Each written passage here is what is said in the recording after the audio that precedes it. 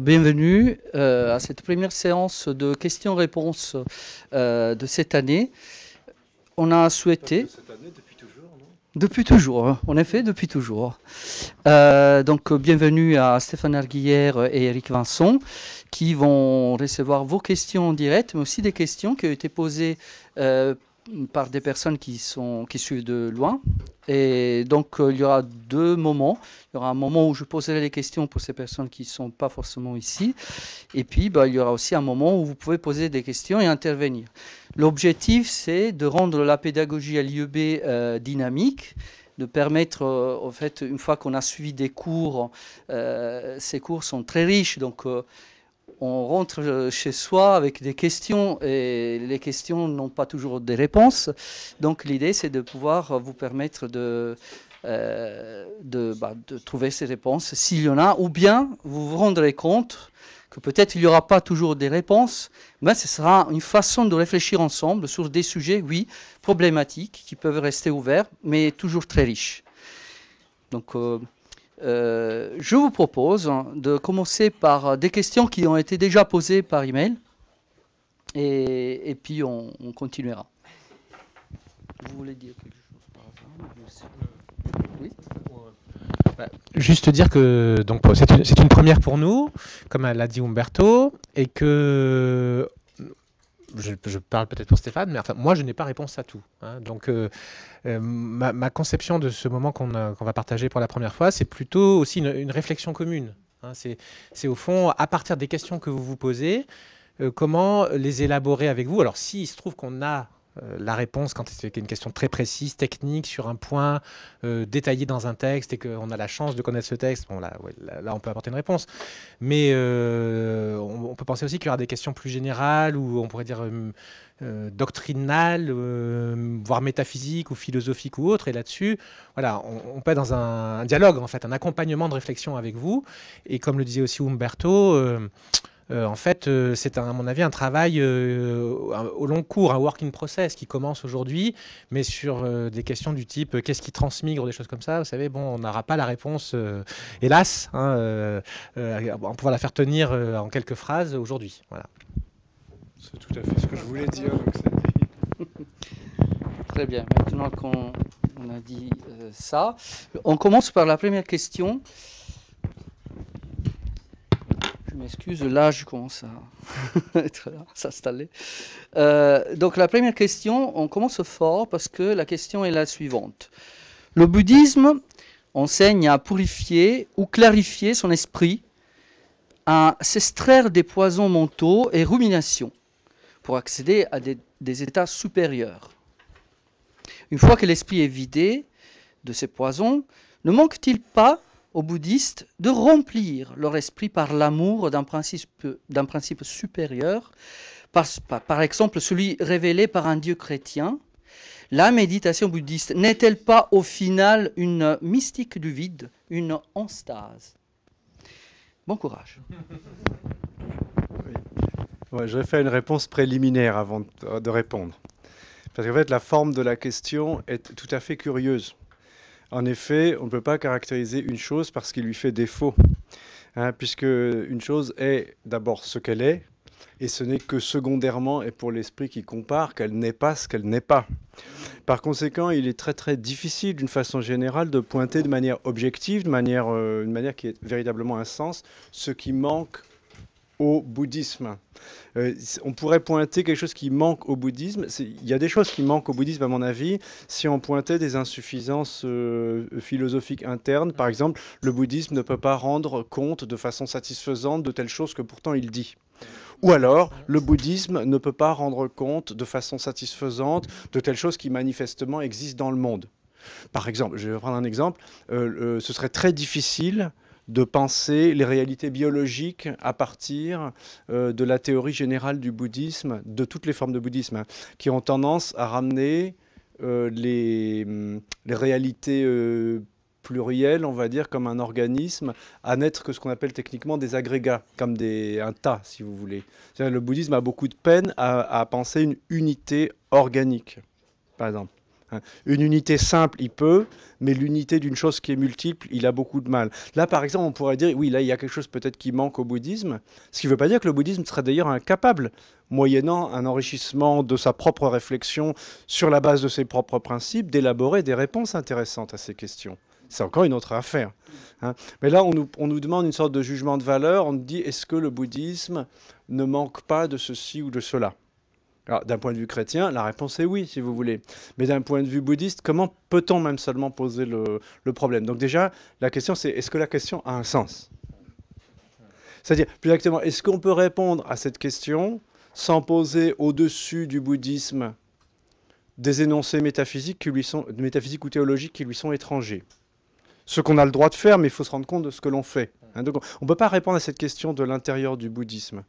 Il n'y a pas des témoignages intérieurs au bouddhisme, par exemple de saints bouddhistes qui auraient dit, voilà, je suis arrivé au fruit que la voie bouddhique propose et j'ai éprouvé une insuffisance. En même temps, ce n'est pas non plus une preuve qu'ils n'ont pas éprouvé, mais au moins ils n'ont pas dit. Donc, vous voyez, bon, déjà, ça, je pense, c'est un premier point, c'est on ne peut pas répondre à cette question de l'intérieur du bouddhisme. Toujours sur cette phase préalable, sur la forme de la question elle-même, et ça je pense qu'on peut le dire aussi dès maintenant pour la suite de nos échanges, il y a toujours une difficulté à parler du bouddhisme, hein, et même si le langage nous pousse à nous exprimer de la sorte, et aussi à dire le bouddhiste dit que ou ne dit pas que, on sait très bien d'abord que un peu de rigueur là aussi conceptuelle et historique, etc., nous amène à dire que on parle de courants particuliers, d'écoles précises, hein, donc tout de suite il faut se dire enfin, assez rapidement à quelle référence, à quel courant doctrinal on se rapporte, hein, parce que tel énoncé peut être approprié pour l'un de ces courants et beaucoup moins, voire faux pour un autre de ces courants. Bon, première chose. Et aussi, bien sûr, le bouddhisme en général ne dit ou ne fait rien, hein. C'est par abus de langage un peu qu'on s'exprime comme cela. Même si, bien sûr, nous le ferons tous, moi aussi, bien sûr, je serai le premier, parce qu'on ne peut pas toujours être en train d'avoir toute la rigueur nécessaire idéalement pour être précis. Mais voilà, là-dessus, il y a quelque chose qu'il faut quand même avoir en tête au départ, hein, sur le danger de réifier cette chose qu'on appelle le bouddhisme, qui est en effet très attentive aussi à une sorte de variété, hein. Il y a des choses qui sont séparées les unes des autres en quelque sorte, une discontinuité, hein. Donc là-dessus, il faut être attentif. Et je rebondis aussi en effet sur ce qu'a dit Stéphane, hein, sur cette chose qui m'a toujours frappé, en effet, sur la difficulté des discours se réclamant du bouddhisme à rendre compte des réalités en effet unifiées en quelque sorte, ou même je dirais la conscience, la notion de courant de conscience. Voilà, on pourrait dire, quand on prend l'exemple d'une série discontinue, est-ce qu'on peut de là en inférer que la chose n'existe pas puisqu'elle est faite d'une succession de choses discontinues? Moi, ça m'a jamais tant convaincu que ça. Ce type de raisonnement-là, j'aurais tendance à dire, mais non, on parle de quelque chose qui est continu, hein, ou comme l'exemple du char aussi. Vous savez, le fait de décomposer un char entre plusieurs éléments pour dire, ben, finalement, il n'y a rien qui existe, puisque il y a les roues, il y a le cocher, il y a le support, etc., mais il n'y a pas de char. Bah, ça me semble pas tout à fait satisfaisant, hein, comme comment dire, ou vraiment convaincant, ce type de raisonnement. Voilà. Merci. Alors, tout à fait d'accord. Donc, pour passer maintenant au contenu de la question, j'aimerais bien que la personne qui a son téléphone allumé éteigne complètement le son, hein. C'est un peu, on peut pas travailler comme ça, d'accord? Donc, il y a un problème maintenant qui est intéressant, c'est la façon dont la voie spirituelle bouddhiste est décrite, et on voit bien qu'elle est décrite de l'extérieur. Parce que la question, si on la reprenait mot par mot, suppose en fait une âme, et suppose un travail par lequel on purge, on épure, on nettoie, on ôte des défauts qui sont adventistes, puisqu'on peut les retirer, donc ils ne sont pas inhérents à cette âme. Donc on arriverait ensuite à une espèce d'esprit ou d'âme pure, et on décrirait l'état résultant comme une anstase, hein, c'est le terme de la personne qui a posé la question, c'est-à-dire, vous voyez, l'idée c'est, pour décoder un peu, peut-être que ce n'est pas transparent pour tout le monde, au lieu d'imaginer par exemple un rapport avec quelque chose d'externe, mettons l'amour de Dieu par exemple, encore faudrait-il savoir en quel sens l'amour de Dieu est externe. Bon, mais j'essaie juste de décoder la question. Je ne rentre pas dans d'autres élaborations possibles.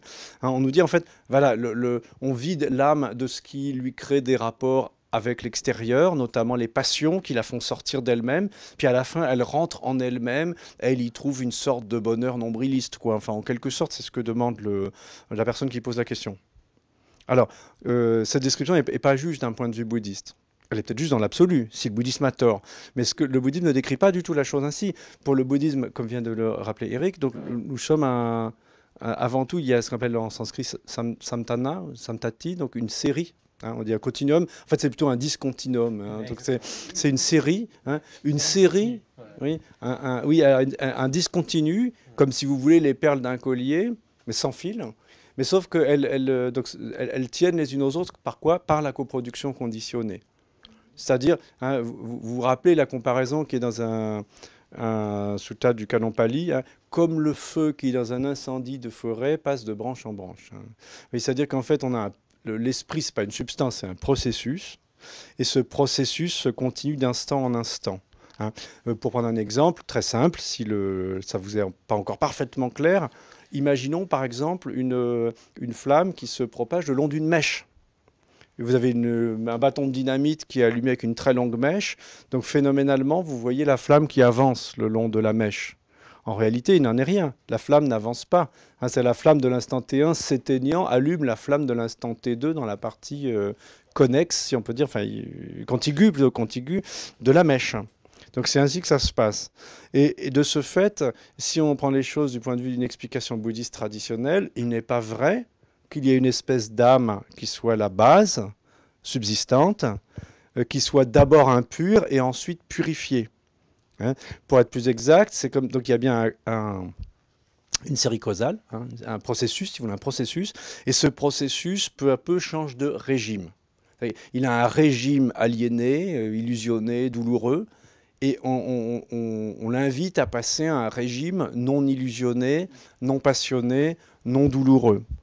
Avec d'ailleurs l'hypothèse toujours possible qu'au terme de cette purification, si on veut l'appeler ainsi, il y ait une interruption totale du processus. Hein, ça, c'est un point pas parfaitement clair dans le bouddhisme. Est-ce qu'il reste quelqu'un quand on est vraiment éveillé, ou est-ce qu'il reste quelqu'un dans le nirvana? Qu'est-ce qui reste? C'est un point délicat. C'est un point délicat. Il y a beaucoup de réponses traditionnelles. Hein. Il n'y a pas aucune réponse. Ce n'est pas comme pour l'unité du vivant ou des choses comme ça. Là, il y a beaucoup de réponses traditionnelles un peu diverses. D'accord? Donc en fait, voilà, la question demeure, c'est-à-dire, à un moment donné, je pense qu'il faudrait reposer la question autrement. C'est-à-dire, il aurait fallu poser la question, à mon avis, mais c'est une autre question, du coup on ne va peut-être pas y répondre aujourd'hui, en disant, c'est finalement ce que veut dire, à partir d'une problématisation, à mon avis, plaquée sur le bouddhisme, l'auteur de la question, je ne sais pas qui c'est. En fait, il faudrait se demander si réellement ce à quoi nous aspirons, c'est notamment l'extinction du désir. C'est parce que c'est ça en fait. Il suffit de lire les discours néo-bouddhistes pour voir qu'en fait beaucoup d'occidentaux convertis aux bouddhistes ont juste envie d'une autre modalité du désir, en fait, à tort ou à raison. Hein. Parfois, c'est parce que là, parfois c'est le bouddhisme comme supplément d'âme de la société de consommation. C'est un gros problème. Mais en fait, la question c'est, est-ce que, comme le dit le Bouddha clairement, le désir est mauvais?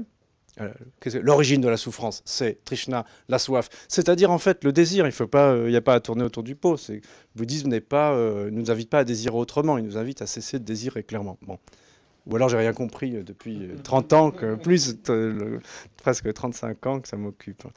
Ou bien est-ce que nous croyons que dans le désir dont nous faisons l'expérience, il y a quelque chose qui, tout en ayant un potentiel d'égarement, de souffrance, d'illusion, qui est en fait le moteur, le fond de notre nature et le moteur de son perfectionnement possible.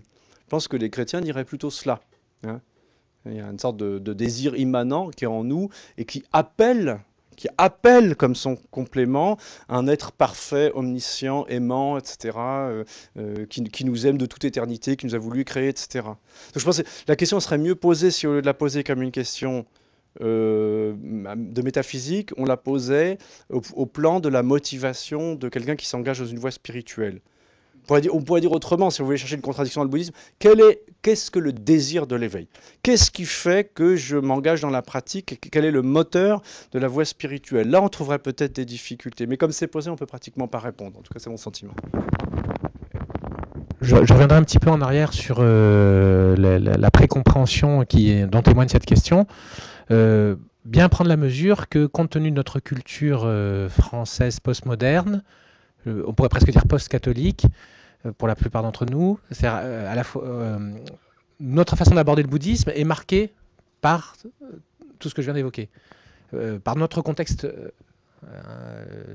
Et en l'occurrence, donc, en effet, on va poser aux traditions bouddhiques des questions qu'elles ne se posent pas ou pas de cette façon-là, ou avec des termes qui font qu'on ne peut pas trouver une réponse satisfaisante, puisqu'en effet, tout est saturé de malentendus, de termes pas tout à fait appropriés, ou sur lesquels il faudrait passer des heures pour arriver à bien comprendre ce que l'on veut dire, à la fois dans le contexte de ce catholicisme plus ou moins bien maîtrisé, et deuxièmement, face à telle ou telle tradition bouddhique. Donc là, je trouve que dans cette question, et comme dans beaucoup de questions, c'est un thème qui va revenir, hein, le rapport christianisme-bouddhisme, dans les questions qui nous ont été posées à distance, est assez récurrent. Donc c'est quelque chose déjà en soi intéressant, je trouve. Donc là-dessus, il faut prendre la conscience de ce problème-là, cet obstacle épistémologique en quelque sorte, hein. Nous regardons le bouddhisme avec des lunettes qui sont plus ou moins catholiques. Voilà. Comme je dis, voilà, catholique décomposé, post-catholique, moi je dis. C'est du catholicisme mal connu, mal maîtrisé, avec des... Voilà. Donc ça, c'est une chose. Deuxièmement, cette idée que l'esprit doit être vidé de ses poisons, de ses afflictions, etc. À ma connaissance, on trouve en effet tout un tas d'énoncés bouddhiques qui ressemblent à ça, hein, la logique de la purification, mais il ne faut pas non plus oublier qu'il y en a tout un tas d'autres qui ne parlent pas comme ça, hein. Et là, quelque part, on retrouverait peut-être le débat doctrinal intra-bouddhique entre ce qu'on appelle les subitistes et les gradualistes. Hein, il y a ceux qui disent, oui, en effet, il y a un chemin progressif, il y a un état du processus cognitif qu'on appelle esprit, qui est marqué par de la douleur, par l'affliction, et en purifiant ce processus, on arrive à un autre état, à notre modalité, à notre régime de ce processus, qui est caractérisé par l'arrêt, la cessation de l'affliction. Bon. Mais d'autres courants, je pense aussi nombreux, d'une certaine façon, ou aussi importants, influents historiquement, récusent de s'installer dans ce schéma, hein, de gradualisme par étapes, de purification successive, pour dire dès le départ, non, l'esprit est naturellement pur. Hein. Et donc, vous voyez, donc c'est juste, bon, c'est aussi un très vaste sujet, donc je le fais juste en passant, je le signale, mais déjà, voilà, attribuer au bouddhisme uniquement une logique gradualiste, c'est embêtant parce qu'il y a des autres écoles, et notamment certains courants du bouddhisme zen ou des familles apparentées, qui ne veulent pas s'installer dans ça, dans le Chan et autres. Bon. Donc ça, c'est important. Hein. L'idée, au fond, que l'esprit est naturellement pur, en fait, hein, et n'est pas... en quelque sorte, il faut revenir à quelque chose qui est sa vraie nature. Hein. Et là, on est toujours aussi embarrassé par cette question de qu'est-ce que c'est la vraie nature, hein. Qu'est-ce qui est premier dans la nature, hein. Bon, mais c'est un débat peut-être qu'on retrouvera. Sinon, alors la question de remplir l'esprit par un amour d'un principe supérieur. Là aussi, je pense que si on se place dans la logique des courants proches du Theravada ou du grand véhicule, la question résonnera différemment. Hein. C'est-à-dire que, bon, il y a toujours le problème du mot amour aussi. Un mot amour, voilà. On pourrait en parler très très très très longtemps. Hein. Est-ce un mot approprié dans le contexte du bouddhisme, par exemple? Certains pensent que oui, d'autres que non. Ça pose question. Bon. Bienveillance, comment traduire karuna, voilà, bienveillance, amour, compassion, etc. Vous voyez, bon, là, il y a un dossier, je pense, qui pourrait nous occuper longtemps. Le fait est que les courants du bouddhisme insistent à des degrés divers sur l'importance de la bienveillance, hein, de ce qu'on pourrait peut-être appeler amour. Bon. Alors c'est vrai que les courants Theravadins ne lui donnent pas la même place, ils ne l'ignorent pas, mais ils ne lui donnent pas la même place que les courants du Mahayana. Dans les courants du Mahayana, c'est central. Alors que dans les courants de Theravada, ce n'est pas central, disons-le comme ça, même si ce n'est pas inexistant. Et donc, dire que en fait, le bouddhisme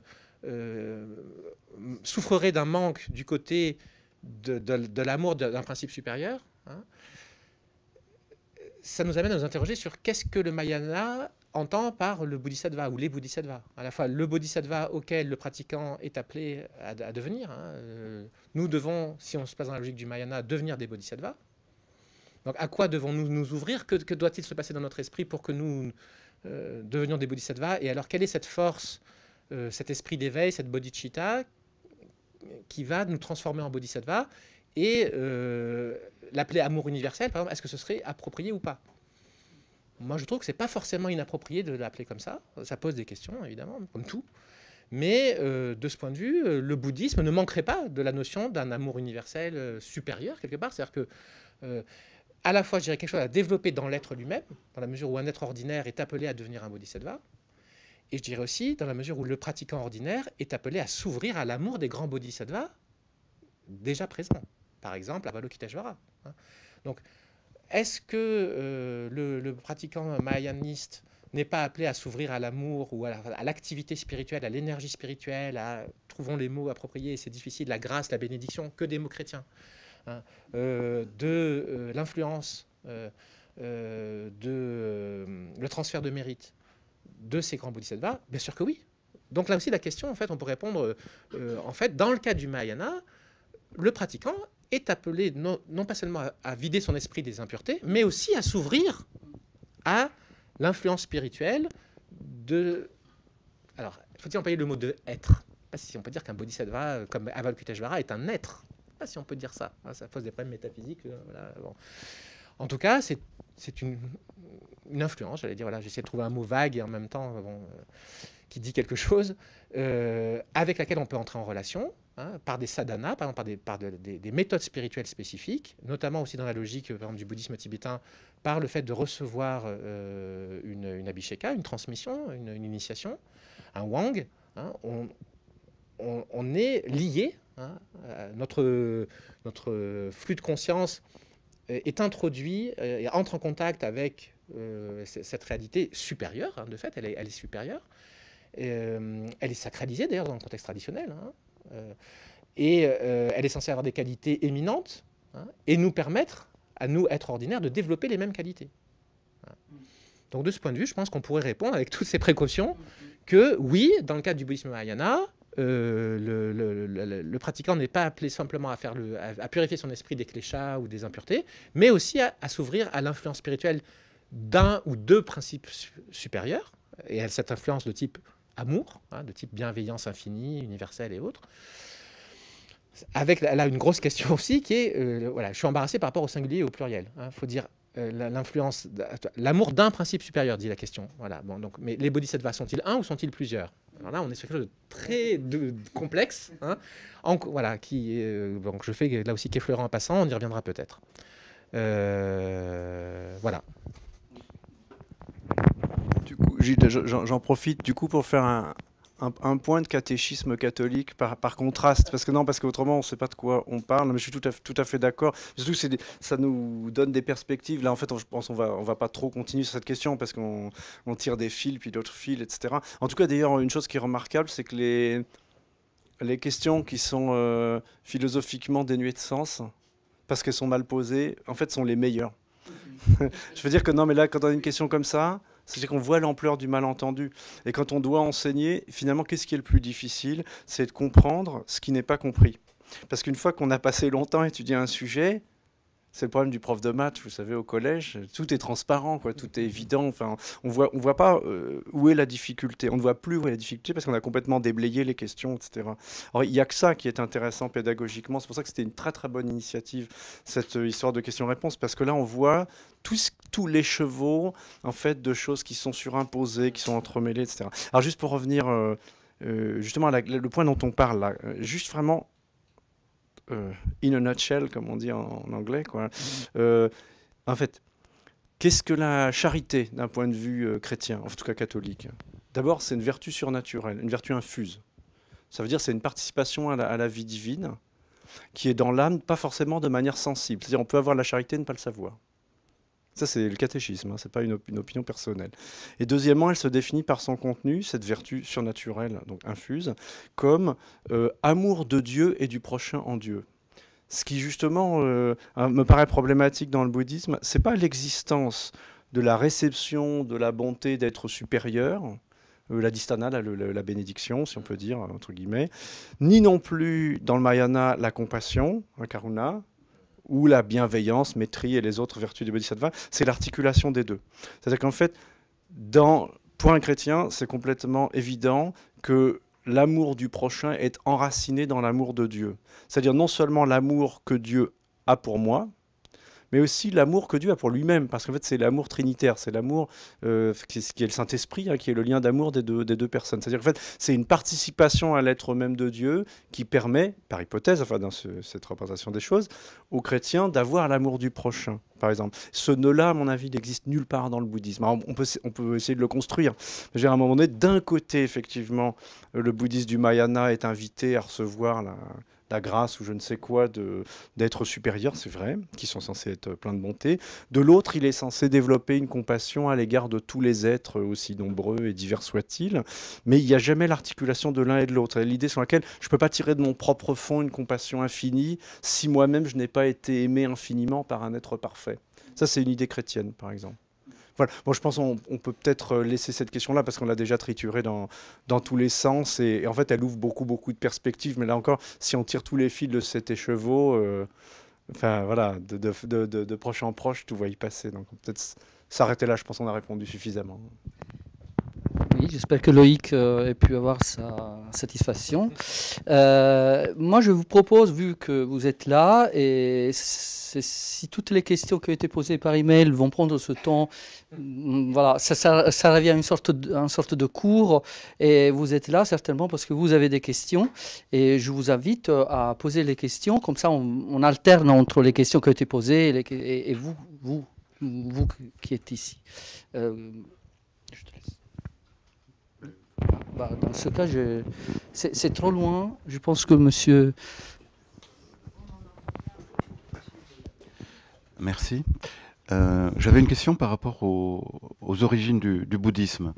C'est-à-dire que j'ai une question naïve, mais qui est peut-être complexe à répondre. C'est le Bouddha, donc on va dire qu'il a existé, on ne remet pas en cause son existence, bon.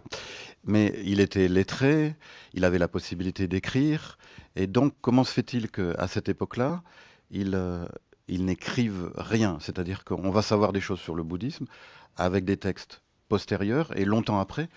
Et grâce à M. Arguillère, je suis allé voir un peu les textes premiers du bouddhisme, enfin les références qu'il m'avait données. Et donc, le problème, c'est que, est-on sûr que plusieurs siècles après, et par des chaînes de transmission incertaines, on a vraiment le message du Bouddha?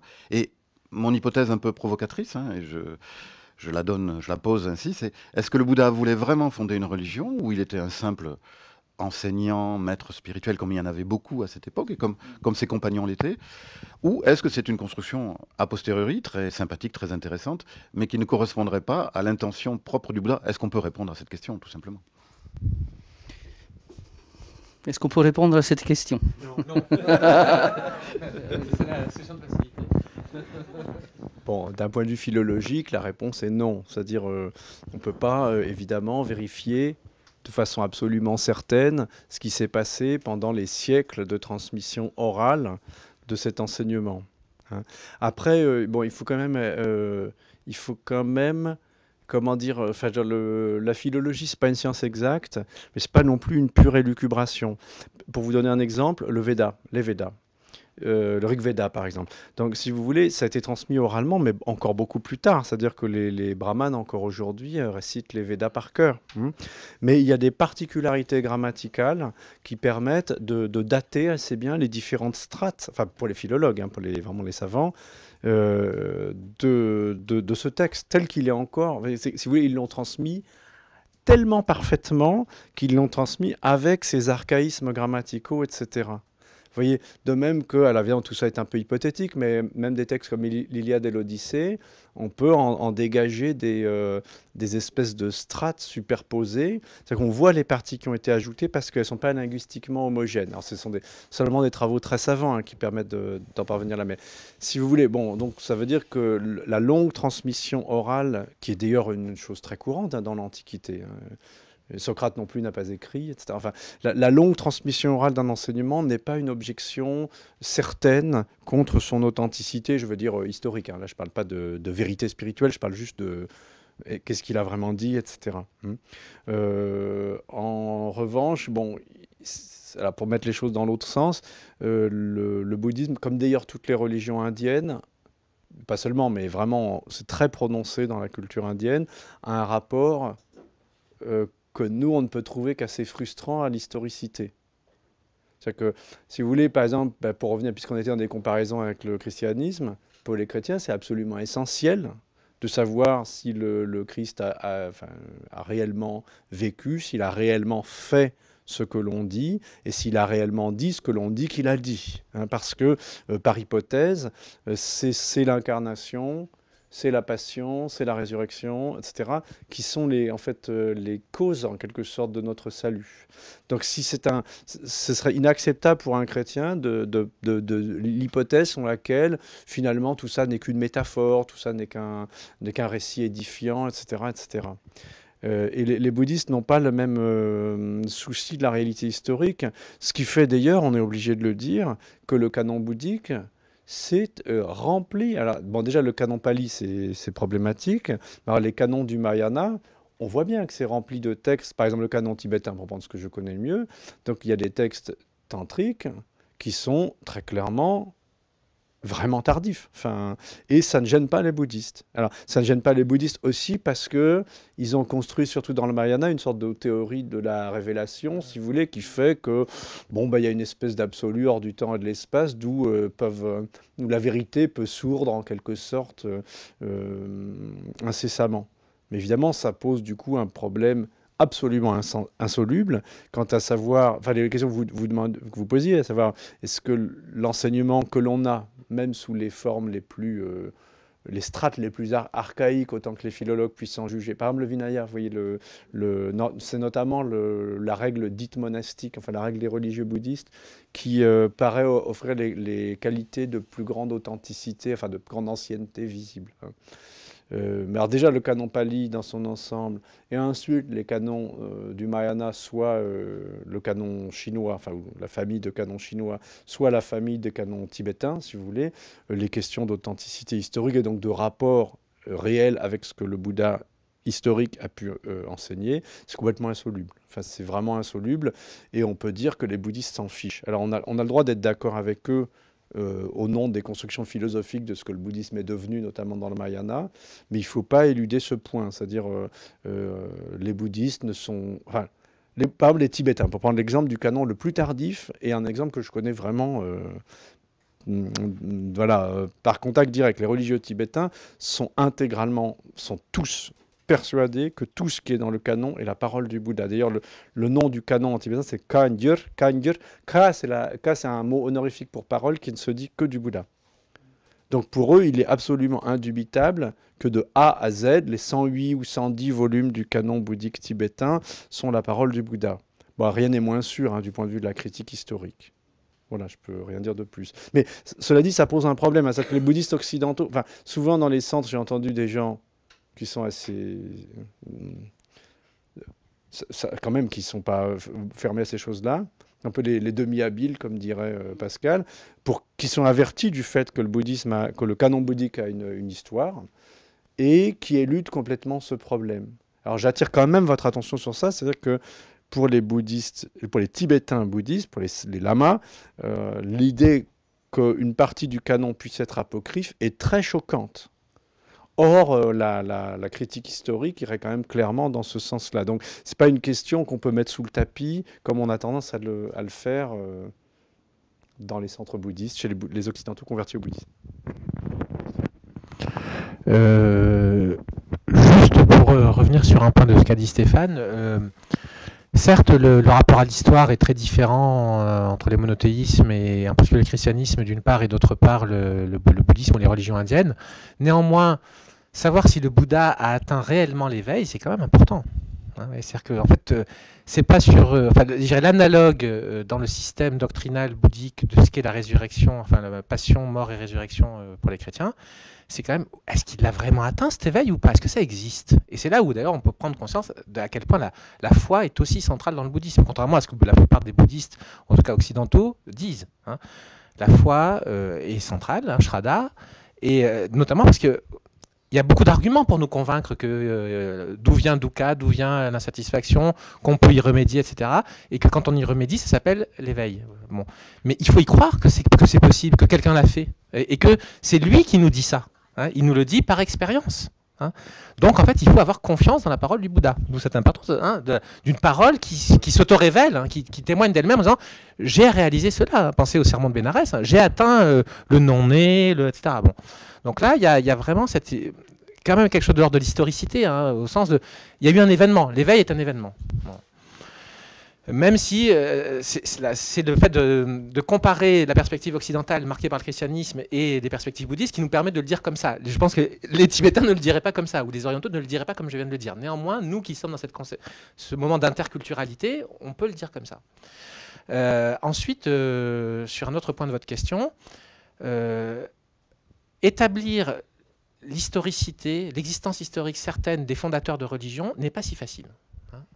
On voit bien qu'il y a, dans le cas de Jésus, aujourd'hui, la majorité des savants soutiennent l'existence historique.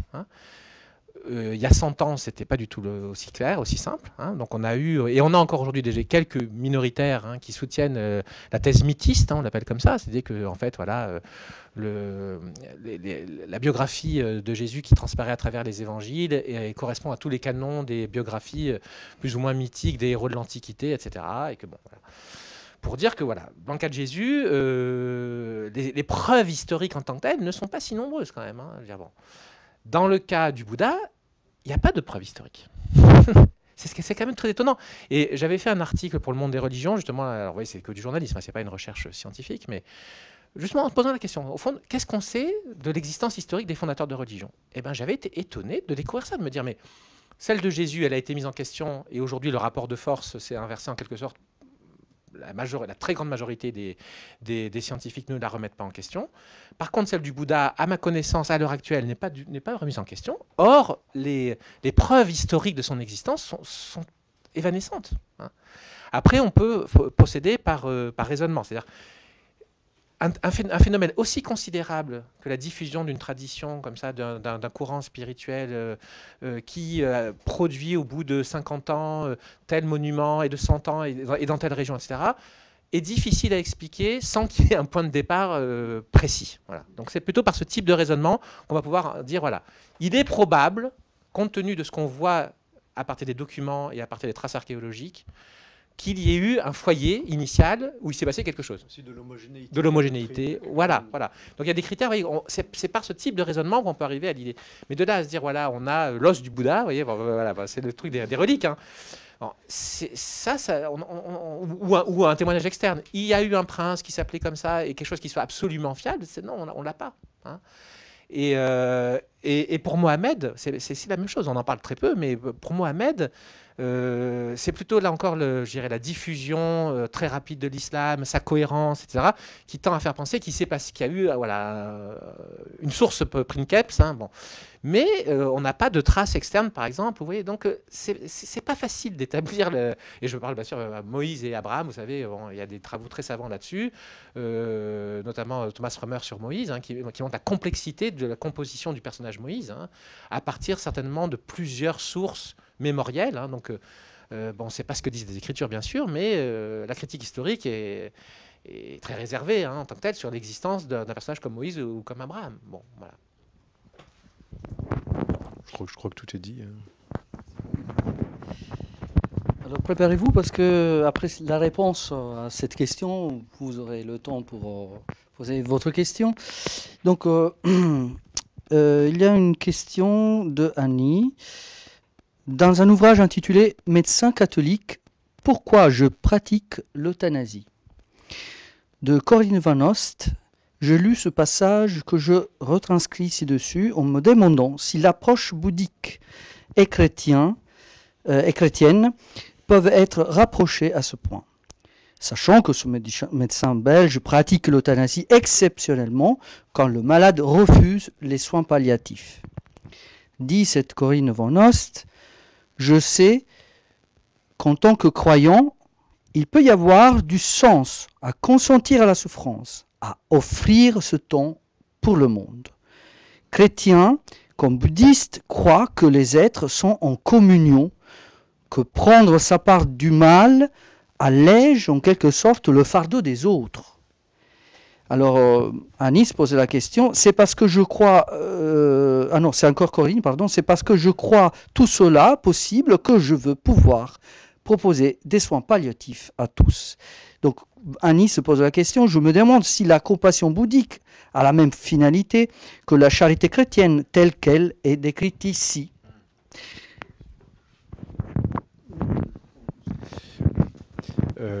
On va laisser de côté la question de l'euthanasie parce que là, c'est encore c'est pas vraiment là-dessus que porte la question. Je pense que la question porte d'abord sur l'histoire des êtres qui seraient en communion de telle sorte que les uns pourraient prendre la souffrance des autres, n'est-ce pas? C'est ça le noyau de la question. À mon avis, l'auteur de ce livre se trompe des deux côtés. Alors du côté bouddhiste, commençons par là, puisque c'est ce qui doit nous intéresser ici, elle se trompe. Les êtres ne sont pas en communion, du point de vue du bouddhisme. C'est que la question... il y a très très peu de textes bouddhiques, quels que soient les courants, à ma connaissance, qui laissent entendre que nous pourrions avoir une sorte de fond commun, d'abord. De fond réellement commun, même la nature de Bouddha, le je ne sais quoi, un fond, je dis bien réellement commun, parce que la vacuité n'est pas un fond réellement commun, c'est une irréalité partagée, c'est pas une substance sous-jacente et commune. Premier point. Deuxième point, nulle part à ma connaissance dans la pensée indienne, y compris chez les brahmanes qui posent qu'il y a un fond commun, cet argument n'est jamais pris comme motif pour développer la compassion à l'égard d'autrui. Ça, c'est dans Schopenhauer. Schopenhauer dit un philosophe allemand donc, du début du XIXe siècle, qui lisait les textes hindous et bouddhistes accessibles en son temps, il a collé cette idée qui lui est propre, selon laquelle il y a une sorte de solidarité de tous les êtres, parce que au fond, nous partageons le même fond ontologique qui appelle la volonté, qui pour lui c'est comme une sorte de racine commune, si vous voulez, comme si on avait un tronc commun d'où sortaient toutes sortes de branches et puis de rameaux, etc., que nous serions. Donc c'est comme si on voyait la surface de l'arbre, du feuillage de l'arbre, il y a toutes sortes de petites feuilles distinctes, mais au fond, elles sortent toutes d'un même tronc, et voilà pourquoi elles sont solidaires. Bon, c'est un argument qui n'existe pas, à mon avis, dans la pensée indienne. En tout cas, dans le bouddhisme, le motif de la compassion, c'est la souffrance d'autrui, c'est pas un fond commun, d'abord. Mais ensuite, quant à cette question de savoir si on pourrait prendre la souffrance d'autrui, alors c'est un contresens très courant. Ce contresens vient de l'existence d'exercices spirituels du type de ce qu'on appelle au Tibet tonglen, c'est-à-dire littéralement donner et prendre. Enfin, souvent on dit prendre et donner, mais en fait, tong, ça veut dire envoyer, len, ça veut dire prendre. C'est-à-dire que pour développer l'esprit d'éveil, techniquement d'aspiration, c'est-à-dire les 4 pensées infinies, la compassion, la bienveillance, on traduit souvent la joie, mais c'est une mauvaise traduction, et l'équanimité, ou l'égalité, la perception égale de tous les êtres, eh bien qu'est-ce que l'on fait à un moment donné dans un exercice lui-même qui a plusieurs étapes, c'est une des étapes, on visualise que l'on prend les souffrances de tous les êtres sous la forme d'une fumée noire qui vient se dissoudre dans notre cœur, puis que de notre cœur rayonne une lumière blanche qui vient toucher tous les êtres. Il y a quelques rares histoires où l'on croit... Enfin, par exemple, il y a une histoire dans la vie légendaire de Metripa, donc un Siddha, un être réalisé, dans lesquels on a l'impression... Je crois qu'il y a une histoire où quelqu'un jette une pierre à un chien, voilà, et il tombe de son trône, il est en train d'enseigner en poussant. Oui, voilà. Mais en fait, Ce sont quelques histoires, mais théoriquement, dans le Mahayana, c'est injustifiable. C'est-à-dire que l'idée sur laquelle on prend sur soi les souffrances d'autrui n'existe qu'à la marge dans des hagiographies, en fait. En réalité, c'est totalement impensable parce que le désir de prendre sur soi les souffrances d'autrui est tellement méritoire qu'il ne peut produire comme résultat qu'une masse considérable de bien-être personnel. Alors, qu'est-ce que c'est que cette histoire de prendre sur soi les souffrances d'autrui? C'est purement un exercice pour développer la motivation, pour développer une véritable générosité dans l'aspiration à atteindre l'état de Bouddha pour le bien d'autrui. Vous ne trouvez jamais l'idée que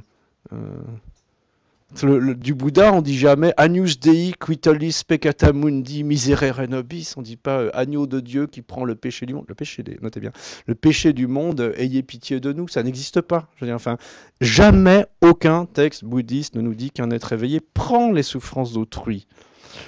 Et d'ailleurs, même les textes un peu sacrificiels, je pense ça parce que je viens de trouver ça dans une copie des étudiants des Langzhou qui parlent des 3 manières d'aspirer à l'éveil. Vous savez, il y en a une où on désire aller arriver à l'éveil, puis ensuite faire le bien des êtres. Voilà, une autre où on désire arriver à l'éveil en même temps que les autres, et une autre où voilà, c'est exactement, on ferait passer d'abord les autres. Alors, en fait, il faut comprendre, c'est une question de niveau d'altruisme. C'est ce que dans la mystique chrétienne quiétiste on appelle les suppositions impossibles. Les suppositions impossibles, c'est du genre s'il plaît à Dieu de m'envoyer en enfer, alors je veux aller en enfer. Vous voyez? Mais ça a été totalement condamné par l'Église, et même pour ceux qui les prononçaient, c'était absurde, parce que vous voyez, l'enfer, c'est un état dans lequel on déteste Dieu, si vous voulez. Donc, par hypothèse pour les chrétiens. Mais ce sont des suppositions impossibles. C'est pareil. Il s'agit... S'il était possible que j'amène tous les êtres à l'éveil avant d'y parvenir moi-même, alors je le désirerais. Vous voyez? Je sacrifierais même l'état de Bouddha. Mais en fait, ça n'a pas de sens au sens propre, parce que techniquement, l'état de Bouddha est un état où, par hypothèse, on peut faire le bien des êtres de façon infiniment plus grande. Si bien que le Bodhisattva désire très clairement atteindre l'état de Bouddha le plus vite possible. S'il retardait son éveil, par là même, il diminuerait la quantité de bien qu'il peut faire. Donc que ce soit tout à fait clair que tous ces textes, il n'y en a pas tant que ça, mais tous ces textes qui ont été tirés dans un sens un peu doloriste, quoi, enfin un peu genre prendre sur soi la souffrance d'autrui, je sais pas quoi, il ne faut pas les comprendre comme ça. Donc déjà, du côté bouddhiste, la réponse à la question, de ce point de vue, est clairement, pour moi, non. Mais il y a aussi une erreur du côté chrétien, à mon sens. Mais ça nous intéresse moins ici, mais je vous le dis pour votre culture. Est-ce que, d'un point de vue chrétien, quelqu'un peut prendre sur soi les souffrances ou les péchés des autres? Alors les péchés des autres, ce n'est pas la peine, c'est déjà fait. À cause justement de l'Agnus Dei, qui tollis peccata mundi. Enfin, le Christ a déjà pris sur lui toute la peine de tous les péchés des hommes dans le passé, le présent et l'avenir, c'est fait. Et quant à la souffrance, en fait, on trouve, oui, là encore dans les textes, un peu dans les vies de saints, tout ça, des histoires comme ça, mais c'est un peu à la limite parce que il faudrait supposer quelqu'un qui est en état de grâce, enfin techniquement, hein, là je réponds un petit peu genre en théologien de base, quoi, enfin quelqu'un qui est en état de grâce et qui a déjà en quelque sorte fait une pénitence suffisante pour tous ses péchés personnels. C'est une espèce de saint ultra parfait. Mais d'abord, il ne va pas être co-rédempteur, ça c'est fait. Et ce qui peut prendre les souffrances des autres, alors c'est pas forcément aberrant. Par exemple, je pense à un personnage comme Saint Dominique. On dit que Saint Dominique prenait personnage que j'aime bien, prenait la discipline, c'est au XIIe siècle, hein, il se flagellait lui-même toutes les nuits. On dit qu'il prenait un tiers pour ses péchés personnels, un tiers pour les péchés de ceux à qui il allait prêcher. C'est-à-dire en fait en quelque sorte pour qu'ils soient plus réceptifs, vous voyez. Et un tiers pour les âmes du purgatoire. Bon, mais il faut quand même comprendre le contexte. Vous voyez, il fait ça pour demander à Dieu de rendre ses auditeurs plus réceptifs à son enseignement. Vous voyez, il n'y a pas quand même l'idée qu'on prend une part des souffrances des autres. Donc déjà, je pense que déjà théologiquement, c'est un peu biaisé. C'est quand même c'est un peu discutable. En tout cas, je pense que là, on est des deux côtés, hein, bouddhiste ou christianisme, on est du côté d'une espèce de distorsion un peu névrotique, je pense, de traditions spirituelles dont je ne dis pas qu'elles n'existent pas, mais qu'elles ne sont pas centrales. Voilà, j'espère que cette réponse. Oui, attendez. Les souffrances des saints. Oui. Les souffrances des saints sont d'abord expliquées d'un point de vue d'une théologie de la spiritualité comme c'est quoi la sainteté pour les chrétiens. Alors d'un côté c'est la perfection de la charité, la définition technique et théologique, mais l'idée, c'est la configuration au Christ. Donc c'est parce qu'ils sont puissamment configurés au Christ qu'ils finissent par porter dans leur personne. Mais qu'est-ce que c'est comment est-ce qu'on va au paradis chez les chrétiens? Parce qu'on devient alter Christus, on devient une sorte d'autre Christ. C'est-à-dire on devient une espèce d'image réduite, si on peut dire, du Christ projeté sur notre propre singularité, si vous voulez. Donc de fait, oui, les saints chrétiens sont configurés au Christ selon ce qu'enseigne l'Église. Mais vous voyez, ça ne veut pas forcément dire, même quand ils sont stigmatisés ou tout ce que vous voulez, qu'ils prennent les souffrances d'autrui. Il y a plutôt l'idée qu'ils sont tellement puissamment configurés au Christ que grâce à cela, ils accumulent en quelque sorte, pour aller de façon un peu bouddhiste, mais pas tout à fait fausse, une masse de mérite qui va ensuite découler sur l'œuvre qu'ils fondent. Il y a une prière de Saint Dominique pour continuer où on lui demande de faire contrepoids. C'est les religieux qui chantaient ça autrefois tous les jours. Ils demandaient de faire contrepoids à leur péché par ses mérites immenses. Mais c'est comme une sorte d'avocat qui pourrait plaider pour eux en quelque sorte. Il n'y a pas vraiment cette idée comme ça qu'on absorbe comme une éponge, ni le mal moral, déjà surtout pas le mal moral, ça c'est fait une bonne fois pour toutes, ni même le mal physique, c'est-à-dire la souffrance des autres. C'est une idée un peu, même du côté chrétien, qui est un peu bancale. Du côté bouddhiste, totalement bancale, à mon avis. Il y a, à l'intérieur de cette question précise, il y a une question plus générale qui est aussi comment peut-on aider autrui, en fait? C'est-à-dire que, et en effet, donc on a en tête, sans doute pour des raisons plus ou moins des choses mal comprises, comme l'a expliqué Stéphane, cette idée que on pourrait, ou certains êtres pourraient prendre sur eux les souffrances d'autrui ou diminuer les souffrances d'autrui. Mais de mon point de vue, ça nous pose la question aussi de l'efficacité de la prière, par exemple.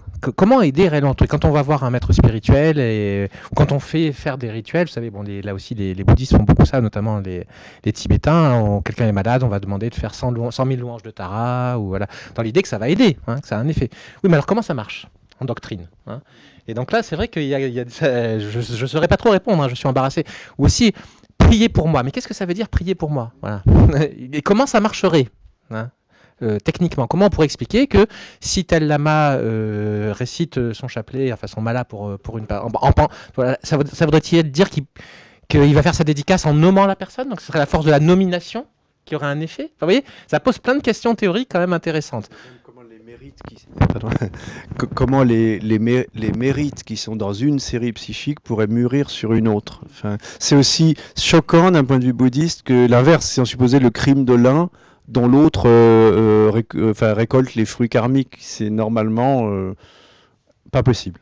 Ne serait-ce que d'ailleurs pour une raison fondamentale, je crois qu'on va revoir après, mais parce que ce qui fait que je suis moi, c'est la continuité causale de la série, justement la fameuse série psychique, ou le discontinuum mental, si on peut dire. C'est-à-dire que si les actes des uns pouvaient mûrir sur les autres, en fait, il n'y aurait plus du tout de personne. Il y aurait fusion des séries, plusieurs individus en deviendraient un seul se diviserait en plusieurs, etc. etc. Donc ça détruirait tout le bouddhisme, en fait. C'est vrai, mais c'est là où il y a peut-être une contradiction dans moi, parce que par exemple, on a de façon avérée la notion de bénédiction, enfin le Jinlab, quoi, la vague de dons, on transmet.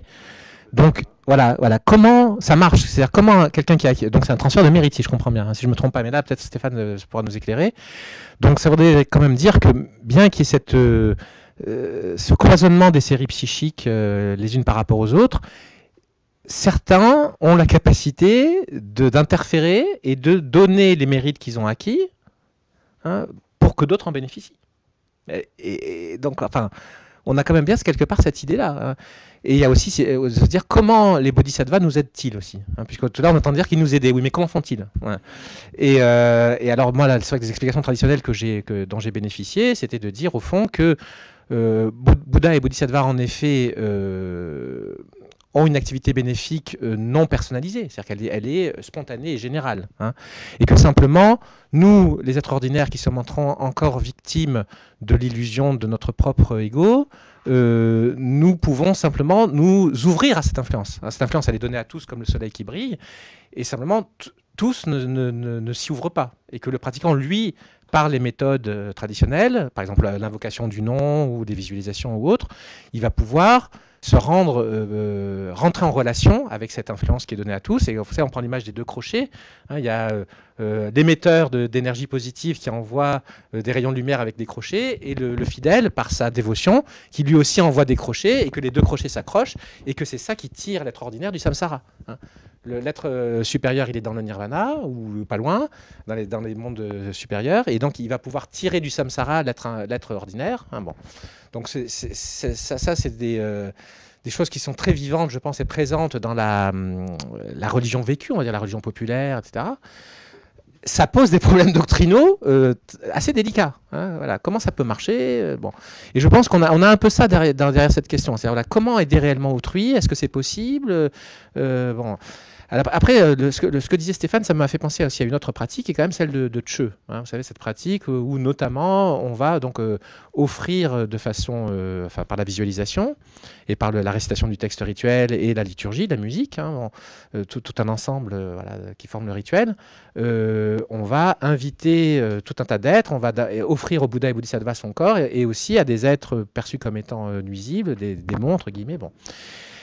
Et donc là, il y a quand même l'idée aussi, quelque part, on fait le bien de ces êtres. Hein. On exerce, c'est une générosité, c'est un don. Hein. Donc, on les soulage quelque part, on les soulage de la faim, et on bénéficie d'un double mérite, à la fois un mérite en termes de la faim, et on les délivre de l'ignorance. Et de l'ignorance, voilà. Et donc, il y a une double accumulation à la fois de mérite et de sagesse, pour nous et pour eux.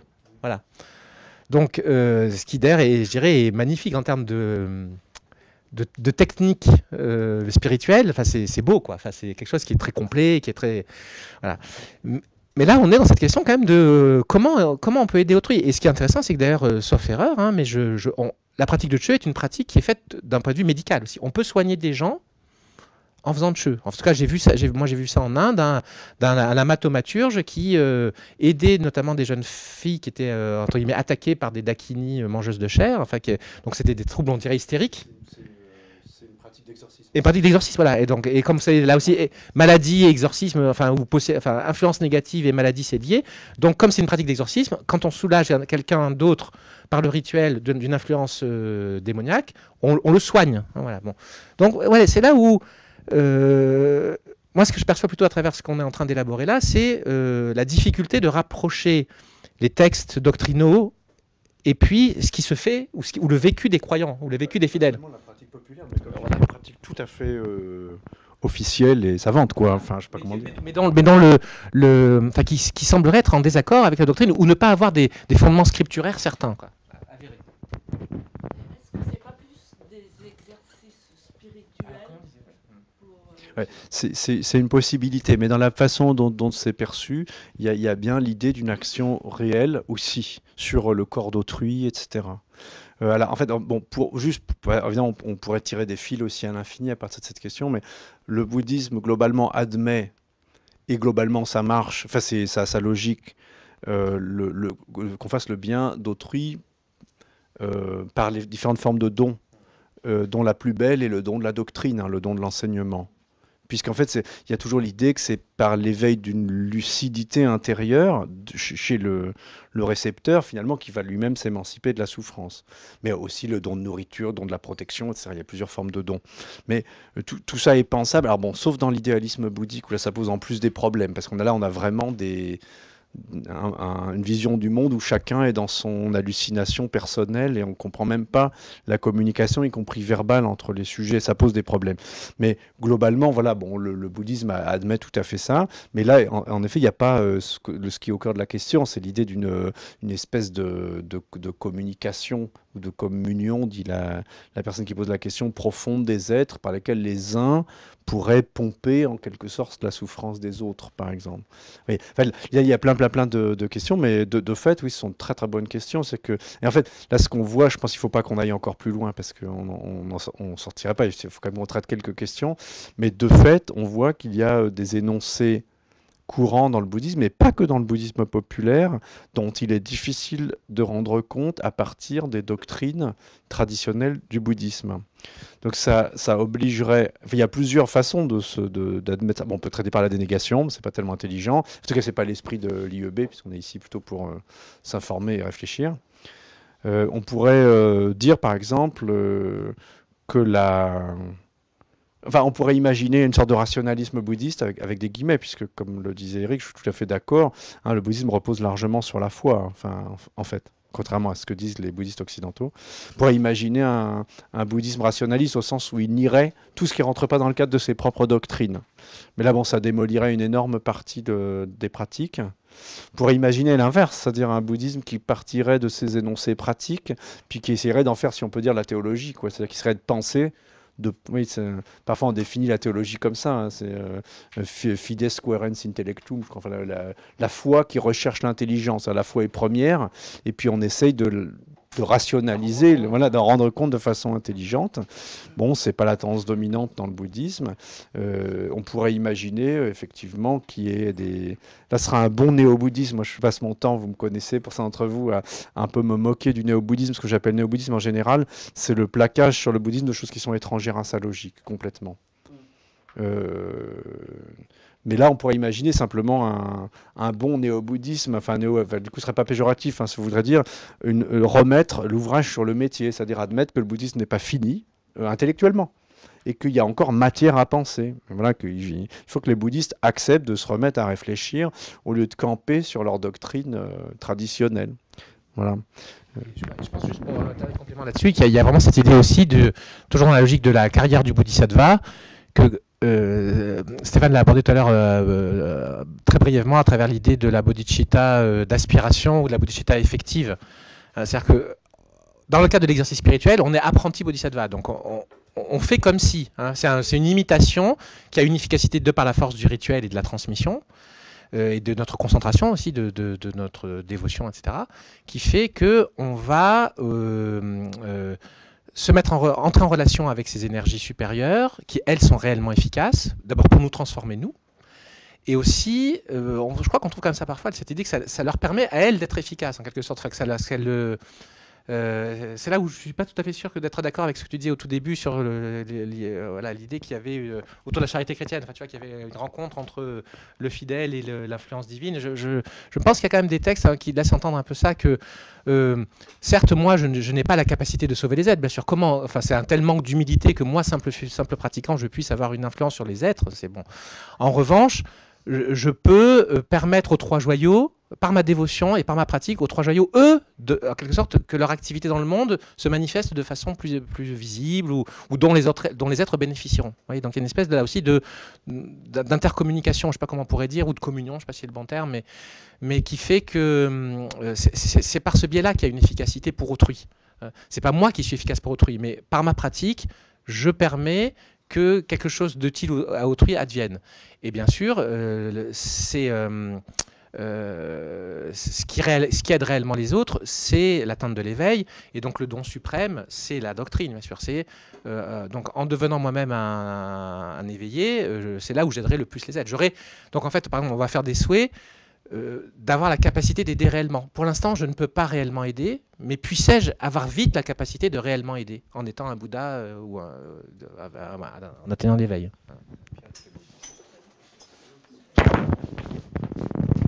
Donc on se rend compte que on ne pourra pas couvrir toutes les questions, effectivement, des personnes aussi qui ont envoyé des mails. Il y aura une session en juin, où on pourra continuer à poser des questions, et peut-être que l'année prochaine, on aura un peu plus savoir, mais on fera de notre mieux pour répondre à certaines questions qui ont été envoyées. C'était certaines questions, pour résumer, concernent des sutras. On demande auquel sutra, par exemple, dit. Il y en a une, mais il faut que tu la retrouves sur l'histoire de l'inconditionné. Bon, là, j'ai apporté les textes. Donc, en fait, là, on peut répondre en 5 minutes, quoi. Répondre en 5 minutes. Si tu la trouves. Ok. Alors, hop.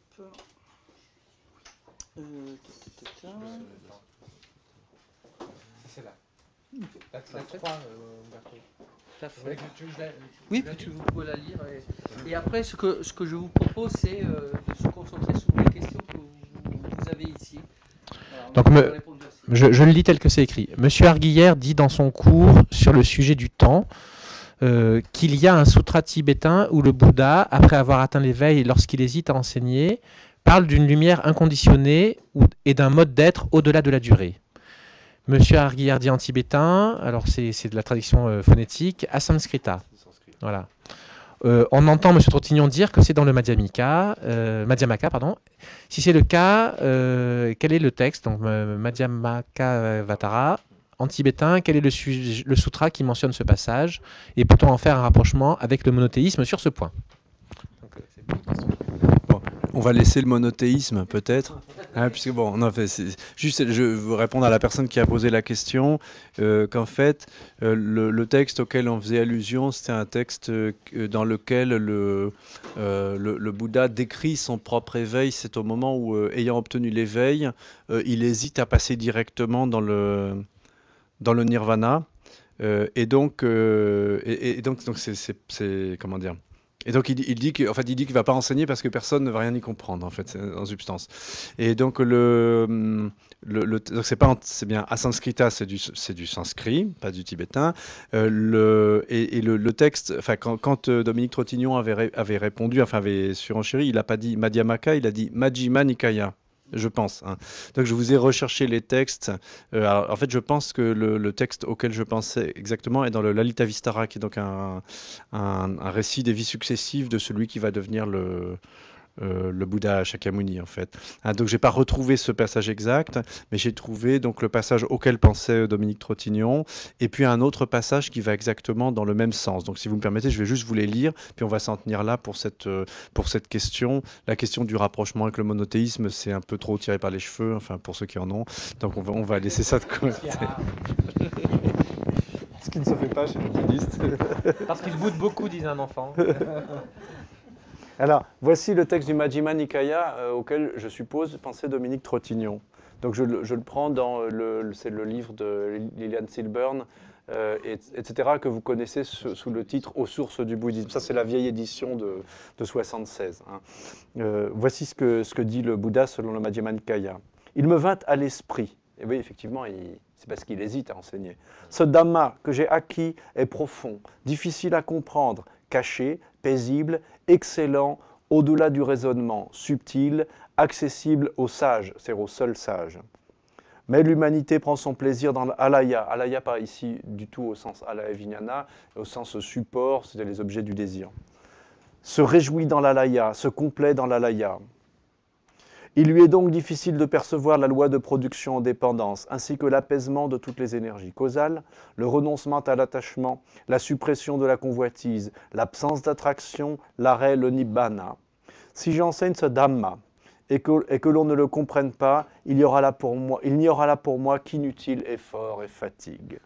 Ce que j'ai acquis à grand-peine, à quoi bon le révéler? Ceux qu'aveugle attraction et répulsion, etc., ne peuvent comprendre une telle doctrine qui s'avance à contre-courant, subtile, profonde, difficile à saisir, délicate. Alors en fait, dans ce texte-là, il n'y a pas le fameux mot asamskrita ou son équivalent pali, qui veut dire inconditionné, un composé inconditionné.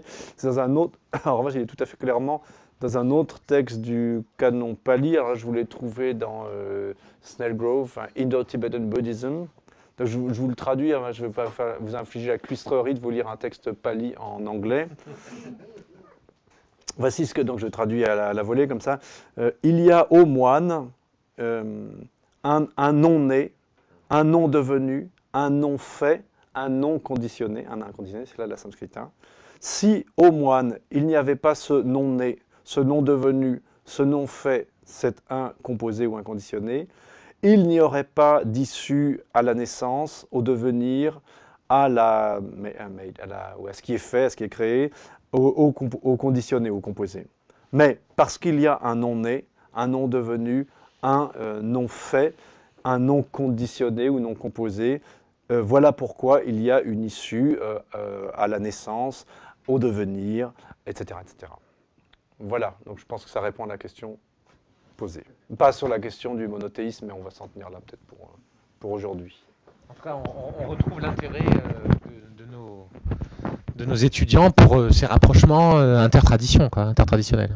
Ouais, ouais, presque toutes les questions y renvoient d'une façon ou d'une autre.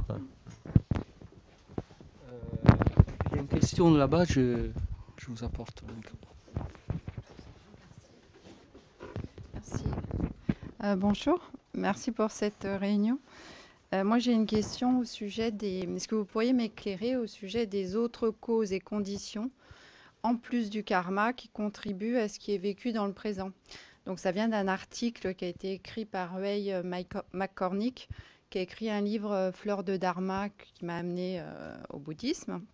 Alors, j'étais super contente. Le titre, c'était Les épreuves sont-elles nécessairement l'effet du karma d'actions accomplies dans des vies antérieures? Il cite ce qu'a dit Bouddha et après il cite ce qu'a dit Nichiren. Sauf que quand on n'est pas érudit, on ne comprend rien. Donc, par exemple, les changements inorganiques, c'est ce qu'aurait dit Bouddha, la discorde entre les 4 éléments, terre, air, eau, feu, enfin voilà, tout ça. Alors, vous, comment vous pourriez répondre peut-être d'une façon plus intelligible aux autres causes? Voilà, qui sont la source aussi avec le karma de nos épreuves dans cette vie. Merci.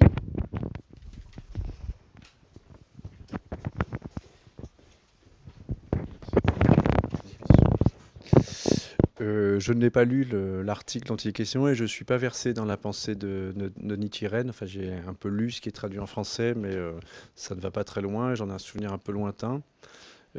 En fait, plus généralement, le bouddhisme, notamment le bouddhisme ancien, ce qui est certain, c'est qu'il ne confond pas la causalité avec le karma. C'est-à-dire que le bouddhisme ancien tente à expliquer toutes sortes de phénomènes physiques, en fait, si vous voulez, naturels en quelque sorte, comme des séries causales non karmiques, c'est-à-dire qui n'ont pas, l'environnement matériel n'est pas traité purement et simplement comme le fruit du karma des êtres qui y vivent. Et par conséquent, par exemple, je ne sais pas moi, quand un arbre pousse, par hypothèse pour le bouddhisme, ce sera autrement pour le jainisme, un arbre n'est pas un être sensible. Dans le bouddhisme non idéaliste, hein, celui qui ne dit pas que tout est perception, c'est un être matériel.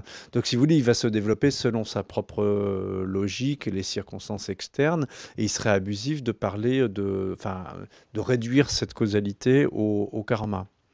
Évidemment, ça pose un problème très épineux parce que tendanciellement, si on va jusqu'au bout de cette logique, on arriverait à des... Alors ça, c'est par exemple, c'est ce que pense... C'est dommage que je ne sois pas là pour en parler, mais c'est une discussion que j'ai eue avec Dominique Trottignon notamment, qui finalement pense que le karma, c'est une espèce de filtre qualitatif à travers lequel nous vivons le monde. C'est-à-dire que le monde, la réalité physique a des causalités qui lui sont propres. Nous avons la nôtre qui, de fait, est en quelque sorte teintée par les habitus, par les dispositions acquises qui sont liées à nos actes passés. Et donc, c'est cette sorte de filtre qui serait vraiment le fruit du karma et qui ferait un peu la qualité de notre appréciation de ce qui nous arrive. Ce qui veut dire, en un certain sens, si on va au bout de cette logique, que des accidents, hein, au sens propre, hein, vous savez, accident étymologiquement, ça veut dire ce qui me tombe dessus. Des choses peuvent me tomber dessus, par exemple un arbre, sans qu'il y aille de mon karma. Alors bon, je trouve pour ma part cette explication insatisfaisante et pour ma part, je ne pense pas qu'on puisse aller jusqu'au bout. C'est-à-dire que je reconnais que c'est ma lecture du bouddhisme. Hein. Enfin, je ne pense pas que le bouddhisme soit cohérent dans cette explication-là. C'est-à-dire qu'à un moment donné, pour moi, non, si vous voulez, enfin bon, de point de vue d'une lecture mahayaniste, informée par la tradition tibétaine, etc., il est difficile d'être bouddhiste et d'admettre des causalités totalement autonomes à l'égard du karma. Parce qu'en fait, si vous voulez, par exemple dans le bouddhisme, on va admettre que, par exemple dans le bouddhisme tibétain, mettons, hein, qu'il y a des causalités organiques. Par exemple, les maladies ne sont pas expliquées intégralement et directement seulement par le karma. Effectivement, il peut y avoir conflit entre les éléments, enfin, c'est l'exemple qui sont pris, ou un déséquilibre dans la constitution organique, ou même d'ailleurs des attaques de démons, après tout, d'esprits, de démons, etc. Donc là, vous voyez apparemment des choses que l'on subit, dont on pâtit, qui n'ont pas leur cause en nous. Mais en même temps, quand on creuse, en fait, on se rend compte qu'en tout cas pour le Mahayana sous cette forme-là, en dernière analyse, c'est quand même le karma. C'est-à-dire que, en gros, oui, en fait, tiens, pour continuer avec les comparaisons avec le christianisme. En fait, par exemple, un auteur comme Thomas d'Aquin, saint Thomas. Donc, c'est celui qui a vraiment, peut-être le mieux au Moyen Âge, réintroduit l'idée d'un ordre naturel. C'est qu'il refuse en fait que on explique toute la nature comme n'étant que le grand livre de la nature où on lit partout seulement la volonté de Dieu. Il admet qu'il y a un ordre justement, un ordre naturel. Enfin, une autonomie d'écoseconde. Voilà, c'est techniquement une autonomie d'écoseconde. Mais en même temps, si vous lisez bien saint Thomas, il dit qu'aucune cause n'est efficiente si ce n'est par un concours en fait de la puissance de Dieu. Donc d'une certaine façon, si vous voulez, on admet il y a un ordre naturel, mais il est complètement surcodé, complètement surdéterminé par un ordre providentiel. Ça veut juste dire dans ce cas-là que Dieu fait les choses avec ordre. C'est-à-dire qu'il utilise l'ordre de la nature pour parvenir à des fins qui sont les siennes, sans lui faire violence tout le temps. Il n'y a pas des miracles toutes les 5 minutes, c'est ça ce que ça veut dire. Je pense que d'une certaine façon, dans le bouddhisme, en tout cas, moi ce que je connais, le bouddhisme un peu philosophique, même si j'ai entendu les lamas tibétains dire toutes sortes de choses comme ça, mais en dernière analyse, ils sont obligés de dire que par exemple, le désordre dans les éléments, ou même l'attaque de démons, etc., est quand même permis par des causes qui me sont internes. Enfin, donc ce qui apparaît comme quelque chose ne relevant pas de l'ordre du karma est quand même sous-tendu complètement par l'ordre du karma. Oui, par exemple, si on est à un endroit où il y a un tsunami, ça va pas être un hasard. Mais par exemple, la formation du monde, là sans parler du Mahayana, dans l'Abhidharma Kosha Shastra de Vasubandhu, bon, Vasubandhu c'est un auteur par ailleurs du Grand Véhicule, mais dans ce texte-là, il présente les doctrines des Sarvastivadines et des Vaibhashika, des Sautrantika, donc des écoles du Petit Véhicule, si vous voulez. Pas du Theravada, mais d'autres branches du bouddhisme, on va dire scolastique du Petit Véhicule, quoi. Et en fait, il dit très clairement, et je pense que c'est la thèse commune des bouddhistes, qu'un monde se forme à cause du karma, enfin des karmas parallèles, on va dire, des êtres qui sont appelés à y naître. Donc vous voyez que là, une espèce de cosmogonie ou de cosmologie qui est quand même sous-tendue par le karma.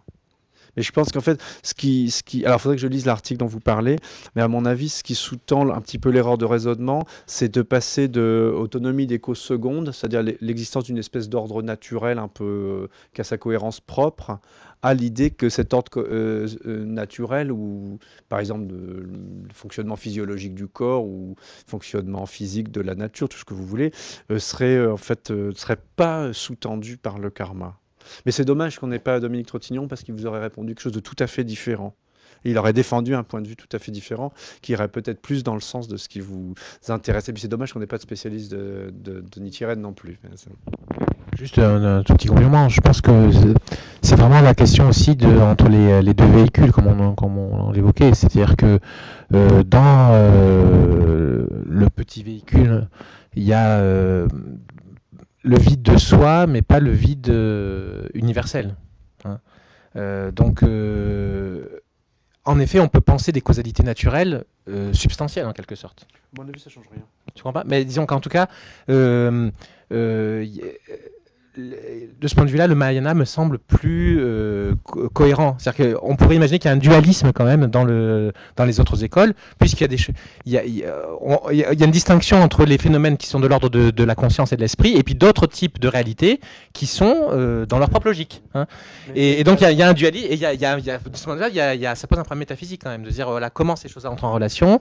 Avec ce bémol que j'ai dit là tout à l'heure, c'est-à-dire que même dans l'Abhidharma Kosha, finalement, la structure du monde dépend du karma des êtres qui vont y naître. Oui, donc là, on n'est pas dans le Mahayana. Enfin.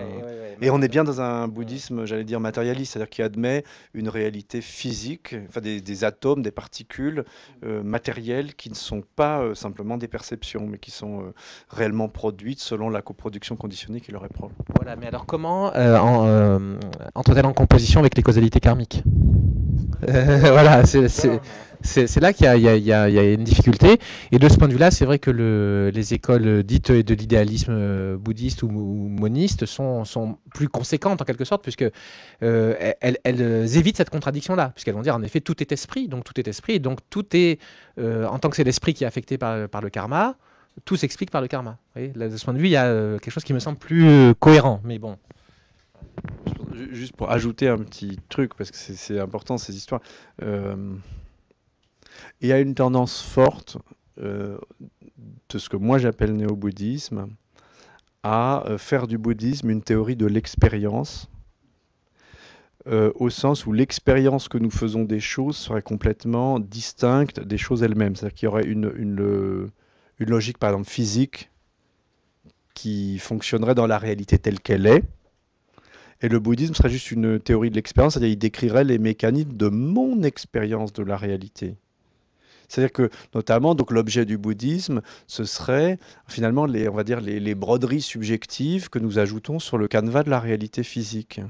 Alors, à mon avis, c'est vrai pour une part. Enfin, je veux dire, c'est vrai quand je veux dire, c'est traditionnel pour une part. Au sens où effectivement le bouddhisme c'est quand même, comme dirait Descartes, se vaincre plutôt que fortune. C'est pas changer le cours du monde, mais changer ma perception du monde. Mais le niveau d'extériorité qui est imaginé de ma perception par rapport à la réalité, à mon avis, c'est des idées modernes, post-cartésiennes, post-kantiennes et tout ça. C'est-à-dire qu'en fait, il n'y a pas cette idée de subjectivité dans le bouddhisme finalement. C'est pas du tout à ce point-là. Enfin, il n'y a pas cette idée d'une espèce, vous voyez, de filtre subjectif, passionné, illusoire. Enfin, c'est pas construit de la même façon. Il n'y a pas l'idée comment dire ça il n'y a pas, comme dans la pensée moderne, une philosophie, ce qu'on appelle de la représentation, c'est-à-dire, enfin, elle y est un peu, mais pas à ce degré-là. Il n'y a pas quand même cette idée qu'il y aurait une réalité en soi, par exemple physique, inconnaissable, et puis une réalité perçue par moi qui aurait des structures complètement différentes. Ça, c'est des pensées vraiment, vraiment modernes, alors qui rentrent un peu en résonance avec le bouddhisme. Qui rentrent un peu. On voit bien que c'est des gens qui essayent de sauver le bouddhisme, si vous voulez, mais ce faisant, au sens où ils essayent de donner une explication de ce que c'est que le bouddhisme qui est acceptable pour l'esprit moderne. Mais à mon avis, là, on est dans le néo-bouddhisme. C'est-à-dire qu'on est dans le néo-bouddhisme parce qu'on est en train de nier que le bouddhisme produit des énoncés qui portent sur les choses elles-mêmes. Vous voyez, le point où c'est important, c'est que la nature du glissement, si vous voulez, c'est que si on alors je ne connais pas l'article que vous citez, mais si on continue de glisser sur ce terrain-là, on arrive à un bouddhisme, par exemple, qui n'a plus aucun discours sur les vies passées et futures. Vous voyez, parce qu'il devient totalement incapable de dire, quand je meurs, mon karma n'étant pas épuisé, ça suffit à déterminer la production d'un autre corps. Hein, puisque tout est dans ma tête, finalement, puisque le bouddhisme n'est qu'une psychothérapie. Vous voyez? Et donc ça détruit tout de fond en comble parce que en fait il faut quand même réfléchir à un point. Parce que je sais qu'il y a beaucoup de bouddhistes entre guillemets aux États-Unis qui nient les vies passées et futures. Bon, à un moment donné, il faut quand même être clair. Enfin pour moi c'est clair et net, c'est-à-dire s'il n'y a pas de vie future, la noble vérité de la souffrance tombe à l'eau. C'est-à-dire que si vous allez demander à n'importe quel, moi je connais que les lamas tibétains dans le genre religieux bouddhiste, enfin vraiment pratiqué, fréquenté, je veux dire. Si vous leur dites, est-ce que, je pense pas qu'il y ait de vie future, est-ce que je peux méditer, ils vont vous dire, mais allez plutôt au cinéma. Non, mais ils vont dire, mais pour eux, ils voient quand même ça comme un effort assez lourd, et ils estiment que si il suffit de mourir pour être délivré des souffrances du samsara, pourquoi se casser la tête? allez donc plutôt boire un verre avec des amis. Enfin, c'est-à-dire que l'idée d'une méditation laïque, comme disent certains, d'ailleurs je trouve le terme laïque pas du tout approprié, c'est méditation matérialiste en fait. Pour eux, c'est grotesque, c'est juste grotesque. Et donc, ce que je veux dire, c'est ça, c'est quand on est sur ce... Enfin, je ne sais pas si c'est ça qui est dit dans l'article dont vous parlez, mais voyez, si on va de ce côté-là, c'est-à-dire dans l'idée qu'il y a un ordre de la nature physique, totalement indépendant du karma, bah, ça risque de glisser dans ce sens-là, parce qu'après, on va arriver à au moins où elle a un truc complètement fidéiste, c'est-à-dire, oui, je crois aux vies passées et futures, juste parce que le Bouddha est censé les avoir enseignées, donc j'y crois. C'est ultra fidéiste, ça devient complètement irrationnel. Vous voyez? C'est que le bouddhisme, en tout cas traditionnellement, a essayé quand même quasiment de démontrer, en tout cas d'amener à une haute probabilité rationnelle l'idée que parce que j'ai posé des actes, je ne peux pas mourir à l'heure de ma mort. Mais il va y avoir une suite, et si mes actes sont affreux, la suite va être abominable, etc. Donc voilà, enfin, je ne sais pas, peut-être je réponds complètement à côté de la question, mais ça va vite quand on commence à transposer le bouddhisme entièrement sur le terrain d'une psychologie qualitative. Hein, quelles dispositions je développe pour que ma vie soit plus ou moins agréable ou désagréable, etc. Enfin, et à mon avis, ça détruit tout en fait. Si on tire le fil jusqu'au bout, c'est tout le chandail qui se détricote, mais là, il reste plus rien du tout, à mon avis. C'est mon sentiment. Hein.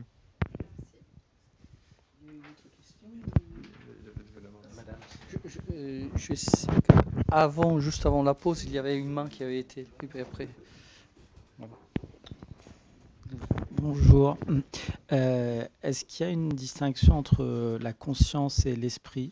Si oui, quelle est-elle? Désolé, c'est un peu conceptuel. Non, disons que...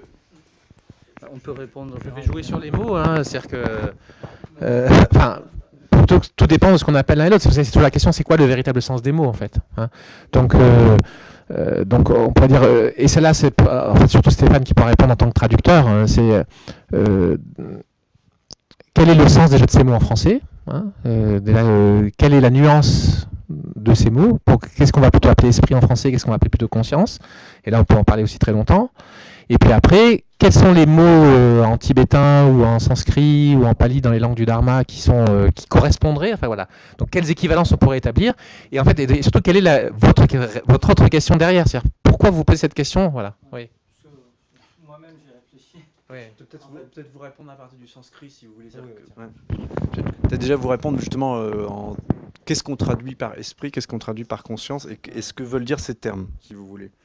Pas étymologiquement, mais les définitions philosophiques, quoi. Donc globalement, on traduit, enfin tendanciellement, les traducteurs traduisent par esprit le mot sanskrit chitta, hein. Chitta, sem en tibétain, je crois que c'est shin en japonais, enfin en sino-japonais, quoi. Enfin,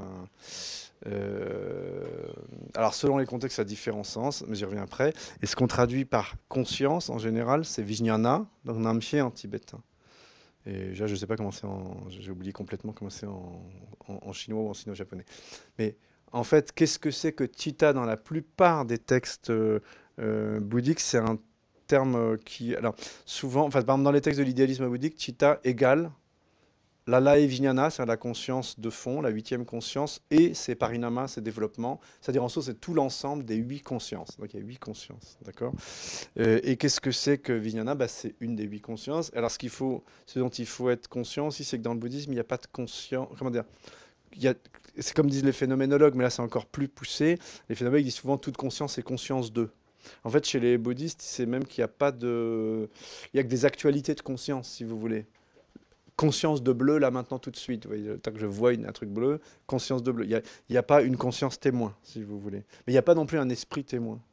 Alors, après, selon les textes, les termes peuvent avoir des...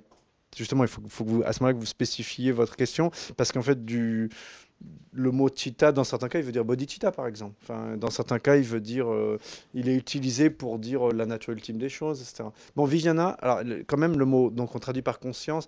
Je ne me rappelle plus comment Dominique Trottignon, lui, il a une traduction à lui qui est étymologique. Ça, il fait observer que c'est un peu bizarre, parce que jnana... Ouais. Ça correspond étymologiquement à gnosis, si vous voulez, donc la cognition, si vous voulez.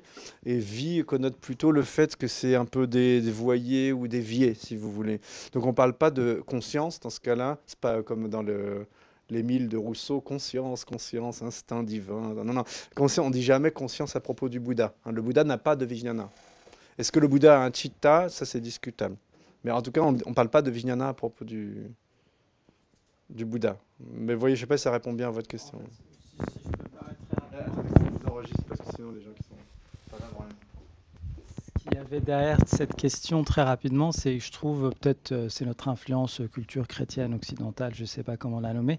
Je trouve intéressant qu'il y ait une distinction entre une conscience qui est strictement individuelle, une sorte de faculté d'adaptation à l'environnement extérieur, et je pense ce dont on hérite dans notre culture, un esprit qui serait supérieur, qui surplombe ça et qui pourrait influencer une conscience individuelle qui cheminerait sous l'influence ou guidée par un esprit qui serait supérieur. Enfin, voilà.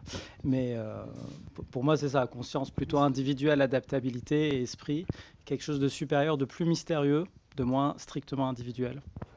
Voilà. Non, mais sauf que Et il me semblait, et notamment dans vos discours, que souvent esprit et conscience étaient utilisés indifféremment. oui, bah, c'est vrai qu'en dehors des précisions linguistiques et conceptuelles apportées par Stéphane qui sont très utiles, c'est vrai que souvent dans le langage courant, quand on peut avoir tendance à les prendre un peu, mais je pense que le plus ambigu des deux, c'est esprit. Esprit, c'est vraiment un mot qu'on emploie avec beaucoup de sens différents. Donc voilà, et en l'occurrence, l'esprit en effet sème hein, le discontinu de conscience. Voilà, c'est là où on va employer le mot conscience, hein. Courant de conscience pour dire esprit. Et donc c'est des termes, c'est vrai, qui sont souvent employés l'un pour l'autre et croisés. Donc il y a une difficulté quand même, je suis d'accord avec vous. Hein. Alors, si on part du côté occidental, si vous voulez, en fait, le mot esprit n'est pas tellement utilisé dans la pensée médiévale, hein, qui préfère anima, donc l'âme, la psyché en grec, si vous voulez.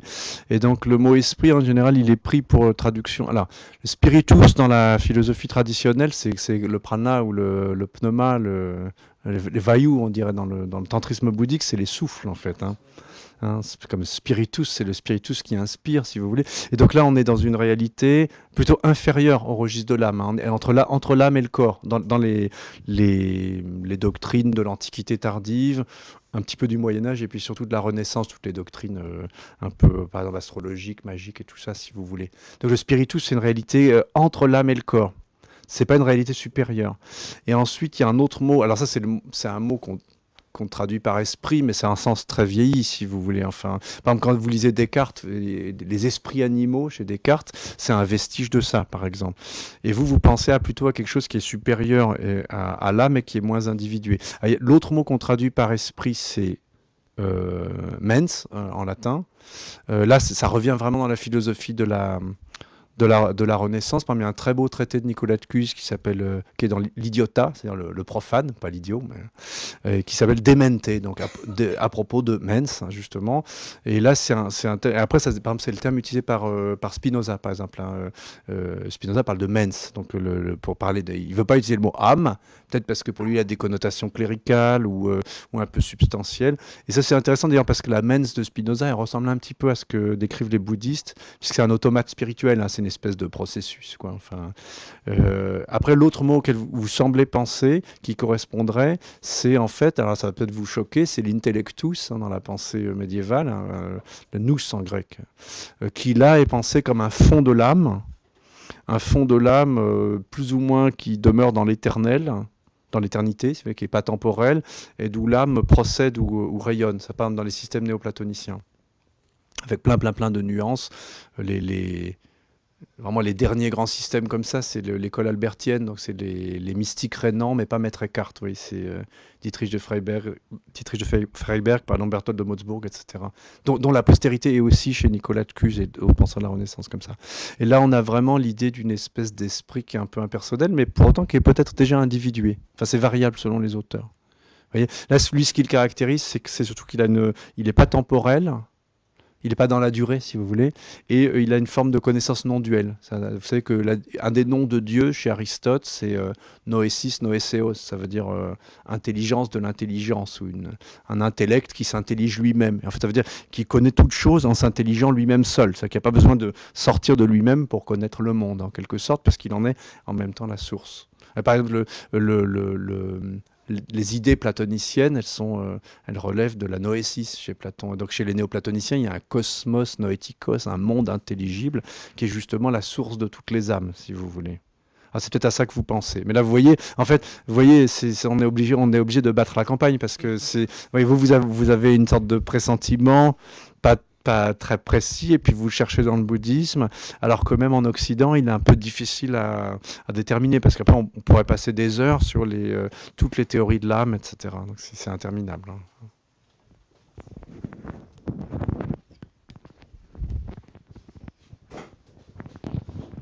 Merci, c'est tout simple. Comment quelqu'un qui souffre énormément et qui a été une bonne personne toute sa vie, par exemple, peut-il ou peut-elle accepter le fait que c'est dans une vie antérieure qu'il y a eu des choses graves qu'il aurait commises?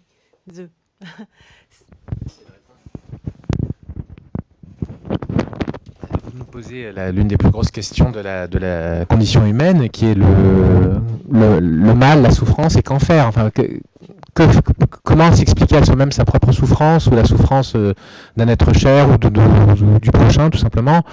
Et je pense que face à cette question, les différentes cultures, les différentes traditions produisent des réponses qui valent ce qu'elles valent. C'est-à-dire que, de mon point de vue, il n'y en a aucune qui est bonne, en fait, qui est parfaitement bonne, parfaitement satisfaisante.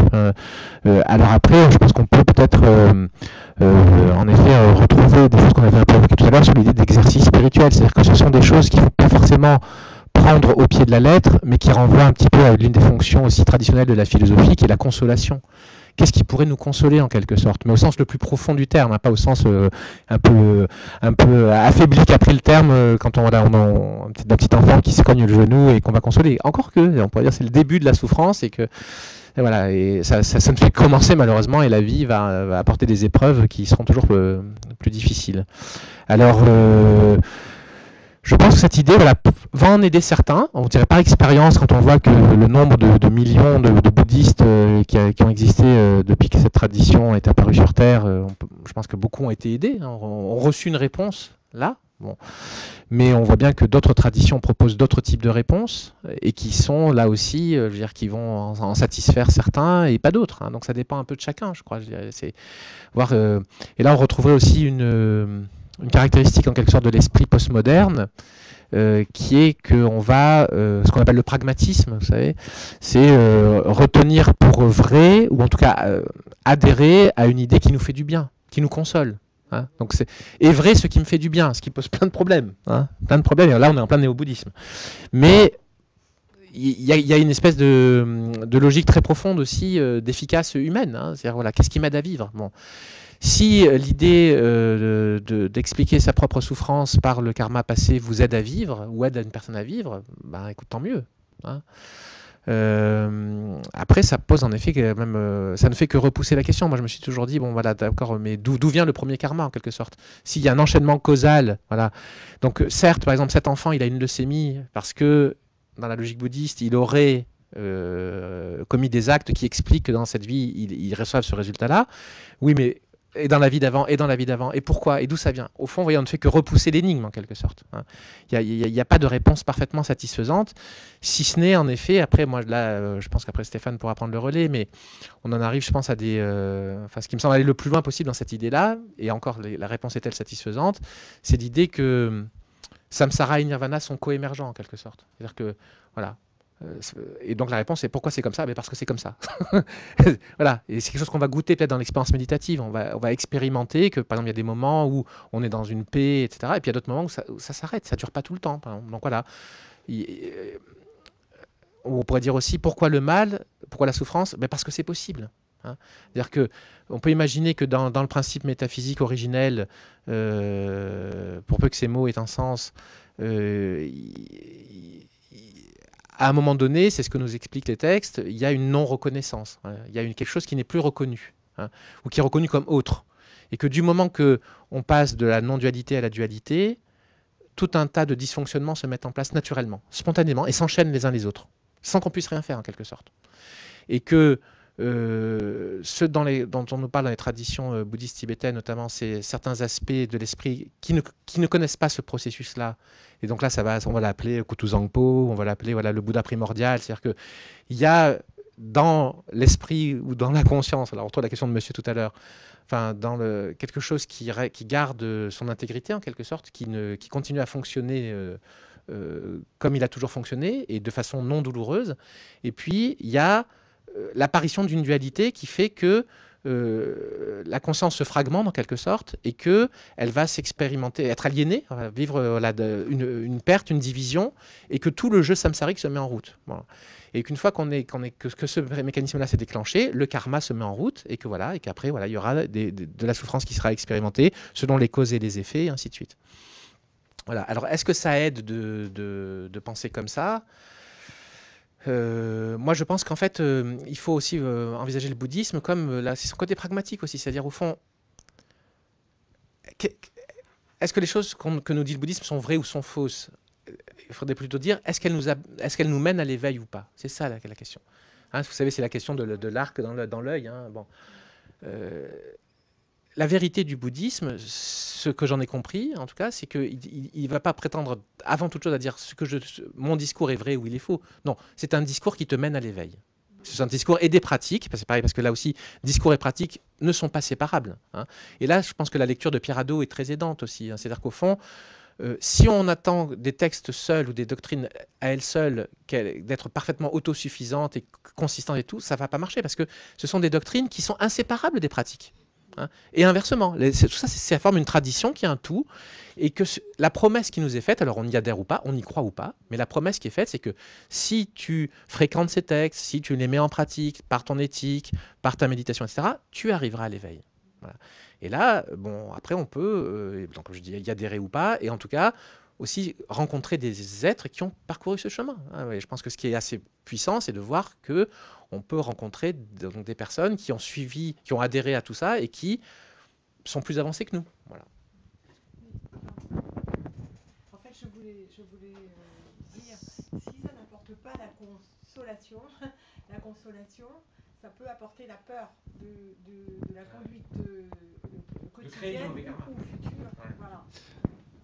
En fait, moi, malgré l'invitation d'Éric, je n'ai pas tellement envie de répondre sur toutes les manières qu'a le bouddhisme de dire que la souffrance, en dernière analyse, n'existe pas, etc. Bon, le bouddhisme est très riche d'explications de ce genre, mais je pense que vraiment, pour rester sur le terrain même où vous nous placez, en fait, pourquoi devient-on bouddhiste? Parce que l'existence est souffrance. Enfin, c'est la bonne raison. Enfin, ça, c'est la raison même que propose le Bouddha, éventuellement parce qu'elle est souffrance pour autrui aussi, ce qui serait un point de vue mayaniste. Mais si on va plus loin, est-ce que l'existence soit souffrance, il n'y a pas que le bouddhisme qui le dise d'une façon ou d'une autre. C'est parce que on croit à cette origine-là de la souffrance. Et la question, c'est pourquoi, en fait? Parce que, en fait, rationnellement, il n'y a pas de...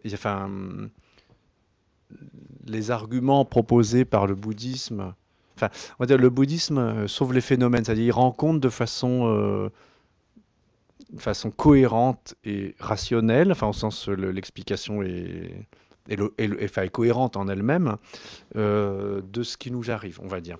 Mais en même temps, est-ce que cette explication est crédible, à part le fait qu'elle oui, elle coïncide avec les phénomènes, mais d'autres aussi pourraient. C'est-à-dire, il y a des arguments en sa faveur, mais ce sont que des arguments probables. Donc ça nous ramène à ce que disait Eric tout à l'heure, c'est que c'est vraiment une affaire de foi, en fait. Ça, c'est l'objet de la dénégation massive des bouddhistes occidentaux. Mais si on pose la question, très, très précisément, hein, par exemple, un lama tibétain bien formé, il va dire, il y a 3 types d'objets, du point de vue de la connaissance. Il y a ceux qui tombent sous le sens.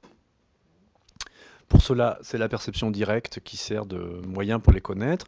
Il y a ceux qui sont cachés Pour ça, c'est le raisonnement qui sert pour les connaître, l'inférence, comme on dit. Je vois de la fumée qui sort de derrière la montagne, donc j'infère qu'il doit y avoir du feu, là où je ne peux pas les voir. Et il y a les objets qui sont très cachés, disons, extrêmement cachés, on dit en tibétain, et extrêmement occultes, je ne sais pas comment dire. Et typiquement, justement, la question des causes et des effets qui jouent d'une vie sur l'autre, c'est de cet ordre-là, si vous voulez. Et donc, qu'est-ce qui peut les connaître à la perception yogique d'un être éveillé? Et donc, comme nous n'y avons pas accès, eh bien, c'est vraiment la fides, la foi, au sens propre, c'est nous lui faisons confiance. Mais évidemment, de ce point de vue, la question c'est pourquoi est-ce que nous lui faisons confiance? Il y a encore toutes sortes de raisons qui sont avancées par la tradition pour nous donner à penser que oui, c'était votre question tout à l'heure, il a existé un être éveillé, que oui, il a bien dit ce qu'il est censé avoir dit, et que donc ce qu'il est censé avoir dit, on peut le croire parce qu'il a fait toutes sortes de miracles. Donc à la fin, c'est exactement comme dans l'apologétique chrétienne, il y a des motifs de crédibilité. Il y a des... mais ils sont quand même assez ténus, je veux dire, c'est quand même... Donc à la fin, on en revient quand même, finalement, si je réfléchis à mon propre cas, qu'est-ce qui m'a amené au bouddhisme quand j'étais adolescent? Le problème du mal et la totale... l'appétit d'une spiritualité qui amènerait hors de cette condition douloureuse, et la totale incapacité d'admettre qu'un Dieu tout-puissant, créateur, bon, etc., et puis agencer un monde qui m'apparaissait aussi mal fait. Mais vous voyez, en fait, on est vraiment dans le... C'est comme le pari de Pascal, quoi. On a un donné, puis on essaye d'en rendre compte, et puis de se débrouiller avec. Enfin, je suis pas là... Bon, moi, peut-être mon rôle normal, c'est de faire le philosophe bouddhiste conservateur, au sens donner les explications doctrinales traditionnelles. Mais là, il faut quand même admettre qu'il y a une espèce d'acte de foi qui est pas complètement un truc irrationnel. C'est pas comme si on vous demandait de croire je sais pas, des choses vraiment invraisemblables, mais c'est simplement vous adoptez un dispositif herméneutique, c'est-à-dire une grille de lecture, si vous voulez. Vous dites, bah voilà, je décide maintenant que quand il m'arrive des choses horribles, j'en rends compte par mes actes antérieurs, alors même que j'en ai aucune perception, que je connais pas le type de lien causal entre ces actes et leurs fruits, etc. Et donc on est dans la foi, comme on disait. Et c'est censé soulager, c'est vrai que ça pourrait soulager de se dire au fond, ben voilà, ce n'est pas injuste, enfin, il y a encore. Ça paraît injuste, mais ça ne l'est pas. Ou plus exactement, mais même le mot de justice, en le prononçant, j'étais moi-même embarrassé parce que c'est encore une logique légèrement différente. Mais en disant que ce n'est pas absurde. C'est pas pareil, ce n'est pas absurde. Parce que je pense que par rapport à la souffrance, comme la maladie de l'enfant, ou voilà, le pire de tout, c'est l'absurdité. C'est que ça n'a aucune raison, c'est le hasard. Ça tombe sur lui par hasard. Ça, je pense que c'est le plus insupportable pour les êtres humains. Hein. Et ça se rajoute à la souffrance elle-même. C'est-à-dire, non seulement il y a une souffrance, mais en plus elle est absurde. Elle ne sert à rien, elle ne produit rien, elle est tombée sur lui par hasard, elle aurait pu tomber de la porte d'à côté, etc. Ça, on est aux limites de la folie. Vous voyez, bon. Donc les traditions nous apportent des réponses. Elles vont par exemple soulager la souffrance elle-même, mais elles vont soulager la souffrance surajoutée à cause de son absurdité. Alors là où votre question, c'est pour ça que je vais reprendre la parole, parce que je pense que ce que vous dites est très important, c'est oui, mais ça peut faire peur. Donc d'abord, je pense que cette pastorale de la peur qu'on a dénoncée dans le christianisme, elle a existé dans le bouddhisme. En effet, je pense qu'on peut tout à fait s'en servir de ça pour, soi-disant, amener les gens à avoir tel ou tel comportement, etc. Donc c'est un danger, bien sûr, hein, ça peut être malsain. Bon. Et de ce point de vue, tous les critiques qu'on a fait au christianisme, on pourrait les faire au bouddhisme. Hein. Le dolorisme, on a vu tout à l'heure, mais aussi la culpabilisation. Voilà. Il n'y a pas de péché dans le bouddhisme. Ah oui, mais alors les actes négatifs, ça c'est, vous voyez, on voit bien ce genre de faiblesse entre guillemets du néo-bouddhisme où on va tourner autour du pot ou changer les mots. On garde la même logique, c'est ridicule, quoi. Mais c'est bon. Néanmoins, là où il y a un malentendu fondamental sur la notion de karma, c'est que le karma ne sert pas à nous faire peur, ça sert à nous libérer, tout ça, comme on disait tout à l'heure. Ne jamais oublier que ces discours, ils sont faits pour accompagner des pratiques qui ont pour but de nous libérer de tout ça. Donc la personne qui va dire « oui, mais ça me fait peur de penser que, par exemple, j'accumule des actes négatifs, ça me culpabilise, etc. » c'est qu'elle n'a pas exactement bien compris de quoi on parlait, puisque le dharma dit tout ce qu'il dit pour l'aider à ne pas faire ces actes négatifs, à ne pas en avoir peur, parce que si elle en a fait, il y a des moyens de travailler dessus, de s'en purifier. Vous voyez, c'est un peu comme les gens qui pratiqueraient l'astrologie en disant aussi, mais ça sert à rien ou les prophéties ou les prédictions, puisque on connaît un avenir qui va nous tomber dessus de toute façon. Non, c'est ne pas comprendre. Si on spécule sur l'avenir, c'est pour se protéger, c'est pour se prémunir, c'est pour agir au mieux possible. Hein. connaître le vent pour savoir comment naviguer. Vous voyez, bon. Et donc, la bonne compréhension de la loi du karma, me semble-t-il, c'est non pas comme un destin qui s'imposerait à nous et qui nous fait peur, mais au contraire, c'est un chemin de libération. Hein, puisque là aussi, les maîtres et les textes le disent, c'est que si vous voulez connaître votre avenir, ben, regardez votre présent. Et donc, c'est vous qui décidez de votre avenir. Voilà. Donc, de ce point de vue-là, la loi du karma est réconfortante. Je fais le bien, je pratique la générosité, etc. Donc, je récolterai des fruits positifs. Vous voyez. Donc, je pense que c'est ça la bonne façon de comprendre. Hein, mais... Dans ma vie passée, dans mes vies passées, j'ai commis ces actes. Rien ne peut le prouver. Mais la tradition nous le dit. La tradition nous dit que tous les pires, on les a tous commis. Vous savez, hein, tous les pires actes, on les a tous commis dans les temps infinis du temps. En fait, vous posez une question qui est un peu ambiguë par sa nature, parce que par un côté, vous posez une question dont le fond est est-ce vrai? Est-ce réel? Et par l'autre, vous posez une question du genre est-ce que c'est supportable, etc. Donc c'est deux registres différents. Parce qu'en fait, la logique, c'est comme a répondu Eric, c'est si c'est vrai. Alors, évidemment, si c'est qu'un moyen de se consoler, bon, alors là, on peut croire à ce qu'on veut. Je veux dire, si ça vous fait plus plaisir de croire au, je sais pas quoi. Mais si ça console pas parce que c'est extrême, parce que par exemple la souffrance est extrême. Oui, mais est-ce que c'est réel ou est-ce que c'est pas réel? Parce que si c'est réel, mais c'est comme si vous disiez, autrement vous êtes dans un raisonnement. Je vous réponds là comme un bouddhiste conservateur. Si un médecin fait un diagnostic et que vous dites ça me fait trop peur, vous risquez pas de vous soigner, vous voyez. Donc c'est pas raisonnable. Donc la question c'est, en fait, votre façon de poser la question postule que c'est faux, en fait, et que c'est juste une histoire qu'on se raconte et peut-être cette histoire est toxique. Évidemment, si vous posez la question ainsi, on peut pas répondre. C'est à ce moment-là, croyez à ce qui vous est agréable. À partir du moment où le bouddhisme ne console pas en disant c'est à cause des vies antérieures, on peut avoir peur du bouddhisme et se dire oui. Oui, mais comme on dit, le bouddhisme est une voie de libération. Il vous dit pas que tout ça. Vous voyez, c'est comme si vous reteniez que dans le diagnostic, que le diagnostic n'est pas le traitement. Vous voyez, c'est les 4 nobles vérités, vérité des nobles. C'est vraiment, on va énoncer la vérité de dukkha pour sortir de dukkha, pas pour s'enfermer dans dukkha. Vous voyez, donc on énonce le système du karma, pas pour s'y enfermer, mais pour s'en libérer. Vous voyez, donc c'est comme ça qu'il faut comprendre. Vous voyez. Après, vous avez parfaitement le droit de ne pas y croire. Le Bouddha lui-même vous le reconnaît. Hein, donc, au fond. En fait, mais la seule chose, c'est, après à mon avis, la maladie de notre époque, enfin une des innombrables maladies de notre époque, c'est, moi je dis tout le temps, mais c'est le beurre et l'argent du beurre, quoi. C'est-à-dire qu'à un moment donné, si c'est vrai, même si c'est désagréable, c'est vrai quand même. Et si on veut pas y croire, alors autant tout mettre à la poubelle sans aucun scrupule, parce que le Bouddha peut pas avoir eu à moitié raison. S'il a eu que à moitié raison, donc c'était pas un sage, il a dit n'importe quoi, il a énoncé ses opinions personnelles. Du coup, pourquoi aller, comme je disais tout à l'heure, par exemple, pourquoi méditer s'il n'y a pas de vie future, etc. C'est-à-dire qu'à un moment donné, la seule chose qui me paraît, moi, mais moralement pas acceptable, c'est une espèce de droit d'inventaire illimité, où le principe du tri, c'est ce qui me fait plaisir. Alors c'est ce que font les individus modernes. C'est typique. Moderne, oui. Voilà, ça je prends, ça je prends pas, ça, vous voyez, bon. Ouais. Comme le credo, on me dit, les sociologues ont bien étudié ça, par exemple, dans tous les pays, c'est mesuré, la croyance au paradis est genre 30 ou 40% supérieure à celle à l'enfer. Ce qui est quand même... Alors pourtant que l'expérience quotidienne nous donne beaucoup plus de raisons de croire à l'enfer qu'au paradis. Exactement. Et là, on comprend des choses sur le fonctionnement de l'esprit humain. C'est-à-dire qu'il y en a une qui est réconfortante, hein, on ira tous au paradis, voilà. Et par contre, bah oui, on est tous gênés et embarrassés par cette idée d'un enfer qui nous fait peur. Ouais, bon, voilà.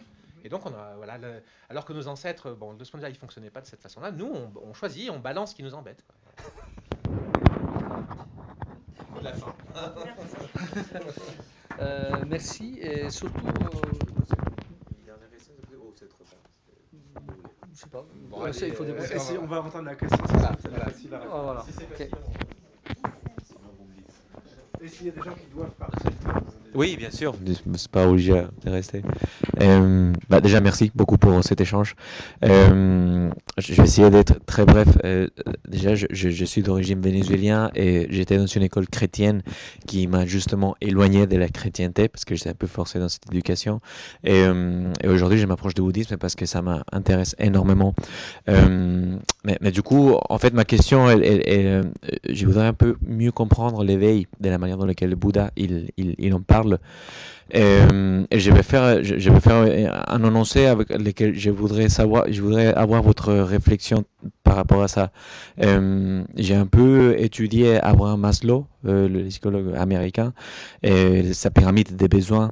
Et je trouve très beau dans la langue française les mots épanouissement tout en hauteur de la pyramide.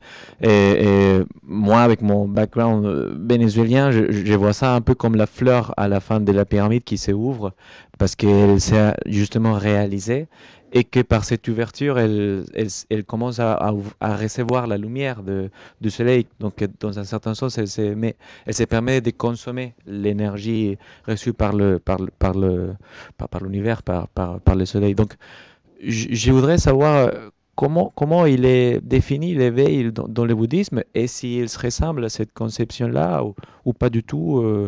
Voilà, je voudrais avoir un rebondissement là-dedans de votre part. C'est une énorme question, donc il faudra que vous reviendrez la prochaine fois. Mais je pense que là aussi, c'est la réponse la plus courte possible. Stéphane nous l'a lu tout à l'heure. On a eu un texte qui parlait. Il y a un non né, il y a un non conditionné, il y a voilà. En fait, peut-être pour répondre de façon simple et synthétique, on pourrait distinguer. Il y a alors évidemment. Là, c'est du point de vue du Mahayana, du grand véhicule. Hein. Donc, il y a fondamentalement 2 éveils différents. En fait, 3, mais bon, pour simplifier, on va dire 2. Il y en a un qui est essentiellement l'interruption de tous les processus qui produisent de la souffrance. Souvent qu'on appelle simplement nirvana. En fait, les 2 termes sont interchangeables, mais souvent en Occident, celui-là, on l'appelle seulement nirvana. Nirvana, ça veut dire extinction. Et ça veut dire l'interruption de la souffrance, en fait. En tibétain, on dit nyangan le dépasse, ça veut dire par-delà la souffrance. Donc l'idée, c'est que toutes nos souffrances viennent de l'ignorance et des passions, quoi, pour simplifier. Donc si vous détruisez ces causes, si vous éradiquez ces causes, ignorance, c'est essentiellement se prendre pour soi-même, si on peut dire, se prendre pour un moi, et éventuellement prendre des choses extérieures pour plus réelles qu'elles ne sont. Bon, on pourrait raffiner, mais on n'a pas le temps. Donc, si vous éradiquez... Et les passions, par exemple le désir avide, etc., dépendent de cette perception fausse. Bon, pour des raisons qu'on pourrait encore développer, mais on n'a pas le temps. Donc, si vous éradiquez cette ignorance, ces passions et surtout tous les habitus, toutes les imprégnations, selon le bouddhisme en général, vous atteignez cet état qui est appelé nirvana, cessation de la souffrance, qui n'est pas décrit positivement. En fait, qui n'est pas décrit positivement, sauf un peu dans le texte que j'ai lu tout à l'heure, là où qui donne un aperçu, mais de façon assez problématique, si vous voulez. Il y a une autre conception fondamentalement différente de l'éveil, qui est appelée Samyak Sambodhi, suprême et parfait éveil en sanskrit, qui s'applique au Bouddha. Donc là, c'est une forme d'éveil qui est liée à la capacité à faire le bien d'autrui. C'est très difficile à expliquer en très peu de mots non plus, mais là c'est un éveil qui, au lieu d'être défini essentiellement par l'interruption de la souffrance, il comporte aussi l'interruption de la souffrance, mais il est censé permettre à celui qui l'a atteint, comment vous dire ça, de s'émaner en quelque sorte dans d'innombrables corps, selon les besoins et les mérites des êtres à convertir, comme on dit techniquement, pour leur venir en aide, notamment par l'enseignement. Oui, donc ça fait partie aussi. Donc, la première forme d'éveil, c'est un éveil qui, enfin, on peut en dire tout ce qu'on veut, mais qui ne rayonne pas, si vous voulez, enfin, qui est essentiellement une félicité intérieure et personnelle, atteinte par celui qui a éradiqué en lui-même toutes les causes de la souffrance. L'autre, mais qui est quand même malgré tout déjà du côté de quelque chose de plus ou moins intemporel, enfin, mais qui est décrit que de façon négative, globalement. Et l'autre, il y a un vrai, justement, épanouissement de toutes sortes de qualités positives qui sont nécessaires pour faire le bien d'autrui. Ouais, il y a cette distinction fondamentale. Et même dans le mot en tibétain, sangé, hein, donc parfaitement purifié, parfaitement épanoui. Donc voilà, on déracine tout ce qui était source de souffrance et tout ce qui était négativité. C'est là où on retrouve aussi la question du départ. Hein, on purifie l'esprit, mais on s'ouvre à quoi? Enfin, qu'est-ce qui se passe après? En effet, il y a l'épanouissement des qualités. Donc voilà.